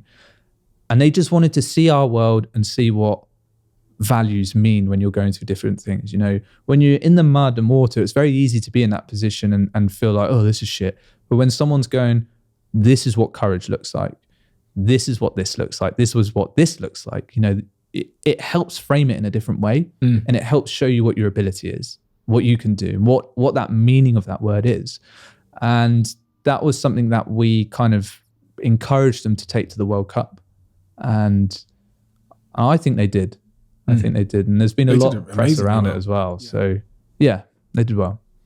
Would have been awesome. I've read one of your podcasts or your interviews or whatever, where you said, had they beaten, I think it was Croatia, wasn't it? You were set to go on Piers Morgan's show the next day and explain exactly how you helped them get there, but then they lost. We had a phone call, literally, So I'm cheering, going, come on, England.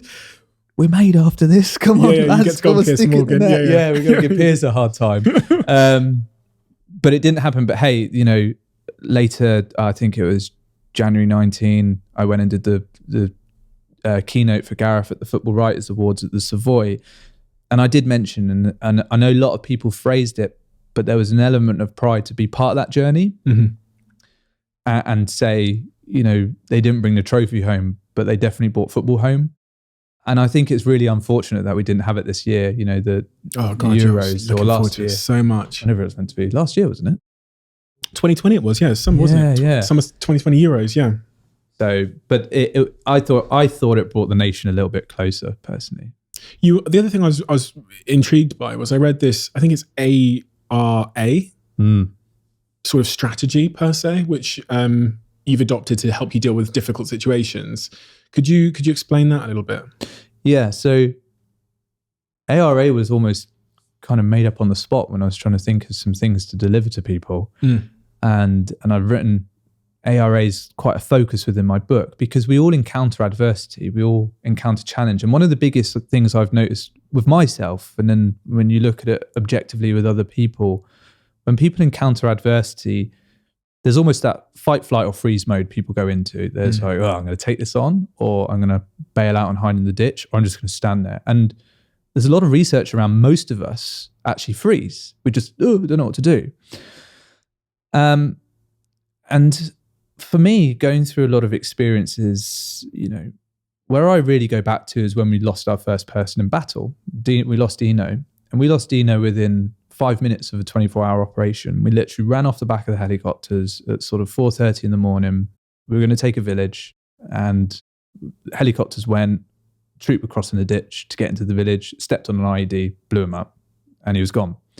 And he died there and then on the spot. And two of the other guys were injured severely with him as well. And I've used it a lot within football. I call it 3-0 down within 1 minute. And it's that moment of, wow, we're on the ropes already. We've only just started this thing. We're on the ropes. How do we deal with it? What do we do? And I remember, you know, these incredible emotions go through you when someone gets killed. You know, you feel anger, you feel rage, you want to cry. You want to just take a knee and look at the floor and go, I can't believe he's dead. Let's mourn it right now. But you've got 16, 17 quite hungry Taliban on the other side of the wall who want to kill you as well. And the worst thing you can ever do is go into a village or an area such as that emotionally charged. If you go in emotionally charged, you're going to make cataclysmic errors. That could be that you're so sad or overwhelmed that you're not concentrating. you miss that person in the corner, they then take you or someone else out, or you go in there angry. And when you go in there angry, you make serious mistakes. And you don't have to look far in the press to see that happened. And that happened on our tour. And that emotion gets in the way of dealing with the situation. And what I like to more frame as thinking with clarity. It's so hard to think with clarity during adversity. And that's why I spent quite a bit of time thinking, well, what is a quick framework we can just jump to? What have I used? And ARA simply stands for accept, remove, adapt. The moment something happens then on the spot, it's happened and then it's instantly gone. So someone dying on the spot in combat, there's nothing you can do about it. There's nothing you can do about it. The most effective thing you can do is be at your highest standard, strive for excellence, get up on that roof and do what you need to do to the people which have hurt your comrade. That's how you should be processing it. What is still the strategic operational part of what we're doing here? And the accept part is very difficult for a lot of people to do. And I still struggle with it now myself, but actually having that little framework to go, ARA, okay, this isn't good. How do I accept the situation is happened or happening? How can I process it? And without dwelling on blame or bitterness is another one. Like, say your business is shut down because of COVID. You're angry at Boris Johnson. You're angry at everybody, and you dwell on that. So that's the first hurdle is, as you say, accepting, which is tough. But it's a mindset. Yeah. For me, this is not something we should shy away from. The moment you say it's tough, does that then allow people to go, well, I'm not doing it then. I'll just turn up. Sympathy can sometimes show up as well. Too much sympathy, maybe. A victimhood. The accept is, it's happened. What is the next move? What is the next thing I need to do? We lost almost all of our work with our business last year. We were working in talks and coaching and doing workshops overnight, gone. Like I could have sat there, which I did for about half a day going, oh, what the fuck? Like, where's that all gone? But you can't. How long do you sit there doing that for before you just start to take a spiral down? Or where do you actually go, right, what can I actually do with this? Where can I make a decision? We could become so emotionally wrapped up in COVID as well, the pandemic alone. Like I've expressed a hell of a lot of empathy and sympathy to everyone I work with, saying this is probably one of the toughest things we've all been through collectively in a long time. We're literally playing stuck in the mud for real. We're grounded, and it does become quite an emotional place, doesn't it? People losing jobs, things going wrong. But part of ARA is this remove emotion is not become emotionless, like not asking you to be emotionless. It's, for me in combat, it happens. You got to deal with it then and then. Remove the emotion, get the anger and the sadness out the way. Do you know what we'll do? We'll deal with that later. No, we've got to deal with that correctly as well. This is where some people make the mistake of bottling up. Like, I'm going to come back to that later, but I need to get on with my job. And that part is that adapt part. Okay, how do we adapt to this situation? How do we adapt to loss of life there? What was his role? Not who is he as a human. What was his role? What do we need to do to fill that role for now while we're here? I was telling you a bit about that time when we were having to use mortar fire as almost a curtain as the Taliban were trying to come out on that final operation. The person calling in that mortar fire was Vicey, my commander, and he's not a mortarman. He is not trained on the radio to do that. The day before, when we lost those 5 guys who were by that grenade, one of them was the mortarman, and he was the one who needs to call that stuff in. We didn't have him. You have to learn to adapt. And we could sit around and say, oh, we've lost our mortarman, we're fucked now. Or we can go, right, he's gone. Let's not cloud our judgment. Let's think with some clarity and get the emotion out of the way. Okay, how do we adapt to this situation? And I've had so many people, which is really genuinely humbling, because I kind of didn't make it up. I just wanted to put a little bit of an acronym on what I use and give it to other people. And I had so many people get in touch saying ARA, because it's a simple process. Maybe in the morning, when you stub your toe is like the quickest, like, you just want to go banzai on the table, don't you? But you just go, stop. I've stubbed my toe. It does hurt. I need to be a little bit less emotional with this table. And now I need to adapt to the fact that my toe is facing in a different direction. So we all look at the table now. But it is something, something just happens, and you have to be able to go, All right, that's happened. How do I remove the unwanted emotion? I call it unwanted emotion. What's the bit that's going to get in your way? Of you making the right decisions. The anger, the sadness, whatever's there, and then you have to adapt. I always think that the first L you take, and when I say L, I mean loss. The first L you take is often involuntary. Nothing you could do, whatever. The second L you take is often voluntary. So like the pandemic happens, wasn't your fault. We get that. But then you dwell on it so much and you refuse to adapt and you become a victim of circumstance. You become bitter and blaming and you don't adapt, as you say, which was your choice. And that leads to another L, which is your business goes bankrupt. And so I always think like I always say that's like, you don't have to take the L twice. The first L is, involuntary. The second one is your choice. And that's, I think, the similar sentiment to the importance of like getting rid of that unwanted emotion, focusing on the task at hand, finding that calm within the chaos and being proactive. And as you said, as the sort of military values, being cheerful, because that is optimism is a very important emotion to experience in times of real chaos. You have to believe that there is a way out. And that's super interesting. I when I was reading through your story as well, more recently I read about, I think you touched on this earlier, this joy that you've now found in running during the pandemic. Yeah. Tell me about that. I don't look at it as well, do I? I just I started training in March as well, and I've been training all year. So I thought that was really interesting. And you mentioned earlier that getting out and feeling the air and the endorphins and yeah. I was never a great runner in the Marines. Oh, really? No, I was more the one who'd put the big backpack on and just be able to plod on. Your son could give you some tips. Yeah. That's who I train with now. I like the idea of just, it sounds so Forrest Gump, but just running. I have no reason to run.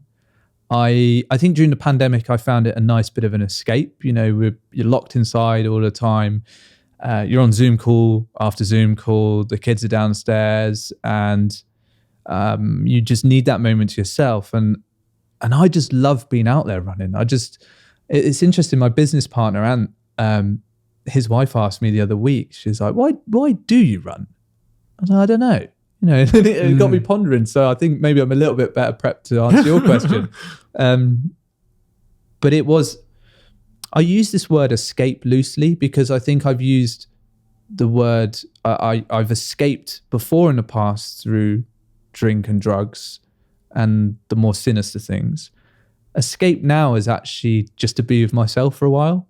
And I find that, and you would have found this on your own business journey, is it's so full on all the time. It's just someone wants you for something. Your phone pings, or I use social media. I don't have the biggest following, but I use social media because it's part of what I have to do. Promoting a book and things like that. I don't really want to be on it. I actually kind of like my reserved lifestyle, but I have to give you something to show you what I do.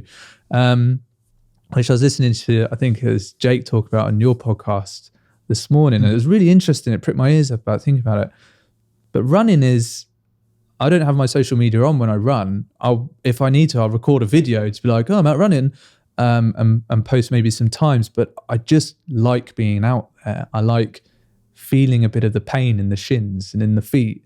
And I like running further than other people do, not for time, but that idea of what my corporal said to me in training, 0.1% better every day. I really enjoy just striving for that excellence. And I have found since leaving the military, it's really difficult to feel like you're constantly striving for excellence. It seems like there's more challenges there than there is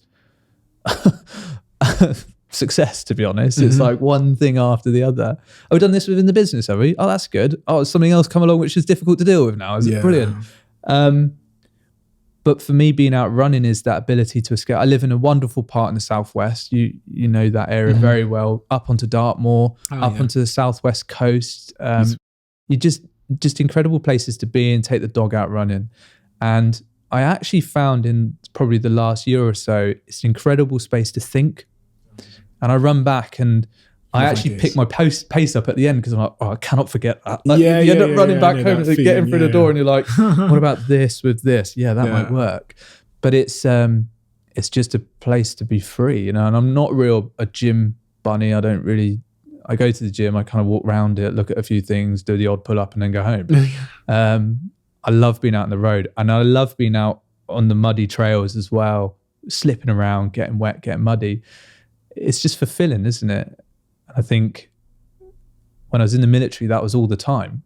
Now it's not. When I got binned from the military, my last final day, I came home, I laid on the floor, and I say that about social media, I don't really like using it, but there's this almost like tradition in the modern military now that when you leave, you post like your favorite pictures of your career and then a post, and you acknowledge the lads, and then you post it out. And I was writing my post, and I was picking the photos, and I was just blubbering. I was just like crying on the floor, but to myself. And I'd kept it in for so long. I didn't think I was going to do this. And then I was just in utter tears because it was this excitement that I was going on to this new phase of my life, but also that's it now. I'm never going to do that again. And that made me who I am today.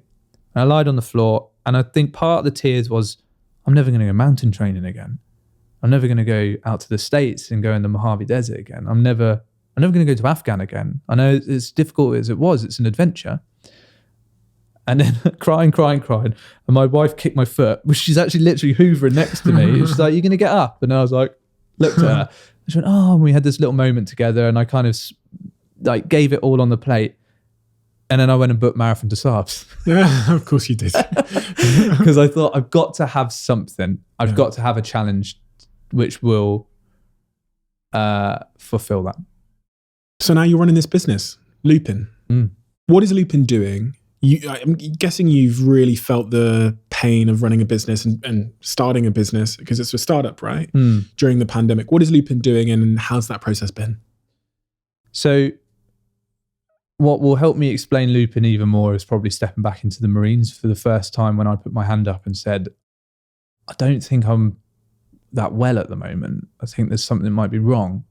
And bottling it up for so long, come back from operations, keeping it all inside, guilt, 2 IEDs which went off behind me, injured people, and you carry that with you.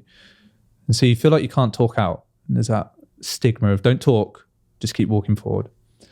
And I remember that moment of thinking, everyone around me looks really strong and tough, and they just seem to be shrugging it off. They're like, yeah, we did Afghan, crack on, come on then, lads. And I'm inside, I'm like, I don't feel too good at the moment. And things happened, and as I said, I got in trouble, and things didn't go to plan. And then finally I put my hand up to one of the lads and said, I think I've got issues here. And he went, yeah, same here. I have as well. What you been seeing and what you been hearing? And it was like, whoa, just instantly like, you're not alone, and you feel this as well. And like having this big conversation, a couple of beers doesn't always help, but a couple of beers for us at that moment was like, oh, what do you feel weak? And all these things. And that forever has stuck with me. Marines, one of our values is integrity. And integrity means to be able to go, I don't feel too good today. It doesn't mean you don't go and do your job, but if you have an awareness of how I'm feeling, maybe you can back me a bit more, or you can help me a bit more. And that's going to come back. I'll help you out, which was where it began with, how can we show it better? And that's all it was let's make Lupin something that just asks someone in the morning how they are. They respond on the platform they already use, so Slack, Teams integration. It records that data, pushes it through to the dashboard. You then log into your dashboard. You see your graph of how you've been recently compared to last week as well. And then you get to see the close people within your team as well. Not the organization. You can see every team in the organization if you want to, but you only get to see the people within your team. And even within our own workforce, and also with our alpha and beta testing, people are reaching out to other people because they see their Amber. And I did one this morning. One of our team's Amber, straight on the phone. You all right? Yeah, I just had a long night with the kids last night. I'm okay. I just need a coffee. But all she wanted was that question of, all good? Yeah. And it's, yeah, I'm okay. And then on the odd occasion we get, no, I'm not feeling too good today. Take today off them. And that person's going to be more productive next week. We can't bend over for it. We know that in the business world, people have to be in stress states. We have to be under high pressure. Other times we don't. But it's how more transparent can we be? And I think what the pandemic's actually showing us is we can embrace this. Sounds amazing. And even as someone that ran an organization with many hundreds of people, being able to see sort of an early warning sign for situations developing. Call it the pulse. Is that what you call it? Yeah, it would have been super, super valuable. You think about it from a business perspective, you stand a chance of losing good people because you weren't aware that they were potentially on a bit of a downward spiral in terms of morale. Yeah. And losing good people costs you a ton of money. Sounds amazing. And it sounds like a very long way from Afghanistan. Do you know what I mean? Going into tech, because tech is a beast in itself. It's a whole nother, well, I've worked in tech in San Francisco and stuff, and it's a whole nother language and culture and philosophy and stuff. So to go from, your early years to bouncer, to Afghanistan, to, helping the England team, to now working in tech is one hell of a journey in a short amount of time. So incredibly impressive. You've lived many lives in the one that you've experienced. And I was thinking as you were telling the stories today, how honored I am that someone like you listens to my podcast. I was like, I need to listen to your fucking podcast. I hit a low moment last year when we dropped investment and we took these overheads. Like we went from what was it? 3 each, so about $6,000 a month overheads to suddenly thousands and thousands of pounds because we've got a team in an office and we're looking at our reserves going, that's like 2 months worth and we got 4 months. And we were getting no after no after no because everyone just shut up, didn't they? No one wanted to invest because protecting your money. And I listened to yours and Dan Murray Serta's to just take inspiration. And I don't know this world well enough, and you guys do. And I was listening to it going, done it. They've done it. They can do it. I can do it. Right. Okay. And low fucking moments, crying into my wife's arms going, why have I done this? I've put the house at risk, kids at risk. This is shit. This better be worth it. But I want to make it happen. I want to see a change out there. I want to see a change in business. I want to see your businesses be more open. It's not about raising the money. It's about fighting to raise that money so I can make that happen. And we raised the money 7 days before missing payroll. We raised $500,000, just over $500,000. And it's listening to your stories. It's listening to others was the moment for me where I'm like, just keep going. I listened to the ones this morning. I was thinking about this struggle that you guys were talking about. And I was like, sometimes struggle's good. Yeah. It gets you to dig deep and sits in the trenches. And I've been in the trenches and we've now been through the trenches. And yeah, it's inspiring. When I got the nod last week, I was like, oh, cool. That's a massive compliment. I think I've learned a ton from speaking to you today. I know you produce content yourself. You've got your book, which is awesome. So I just wanted to say thank you because it's been one hell of a conversation. And I think when I reflect on it, this is really the reason why I started this podcast, was to hear these stories and the diversity in struggle and overcoming and persisting and purpose and reinventing yourself is the reason this podcast exists. And you exemplify all of that. So thank you so much for your time today, Ben. And you said it was a high moment for you to come on this podcast, but I feel that going the opposite way. And I really, really mean that. I really mean that because you're an incredibly impressive guy. Thank you. Yes. People ask me for book recommendations all the time, and I finally got one for you. It's a book called Happy, Sexy Millionaire, which is authored by me. I spent the last almost 2 years in jungles around the world, in Costa Rica and Indonesia, in solitude, writing this book. It's the most important thing I've ever created. And there's this crazy thing when you write a book because you spend so much time pouring your heart and soul into it and everything you know and all of the revelations you've had in your life. And then there's this barrier, which is that people have to buy the thing in order for them to get that thing that means so much to you. I wish that wasn't the case. It's just the way the industry is. And in order to get that distribution and to get it on shelves, you need a publisher. So please, please, please, if you can, if you've ever liked anything I've ever produced, this podcast, my Instagrams, anything I've ever said, read this book. There was no ghostwriter. I wrote every single word myself. There's some real surprises in there. It's an honest, sometimes hilarious, incredibly vulnerable, hopefully valuable recount of my life, my journey, everything I've learned across the way, and really the answer to being fulfilled, to being happy, and to achieving success.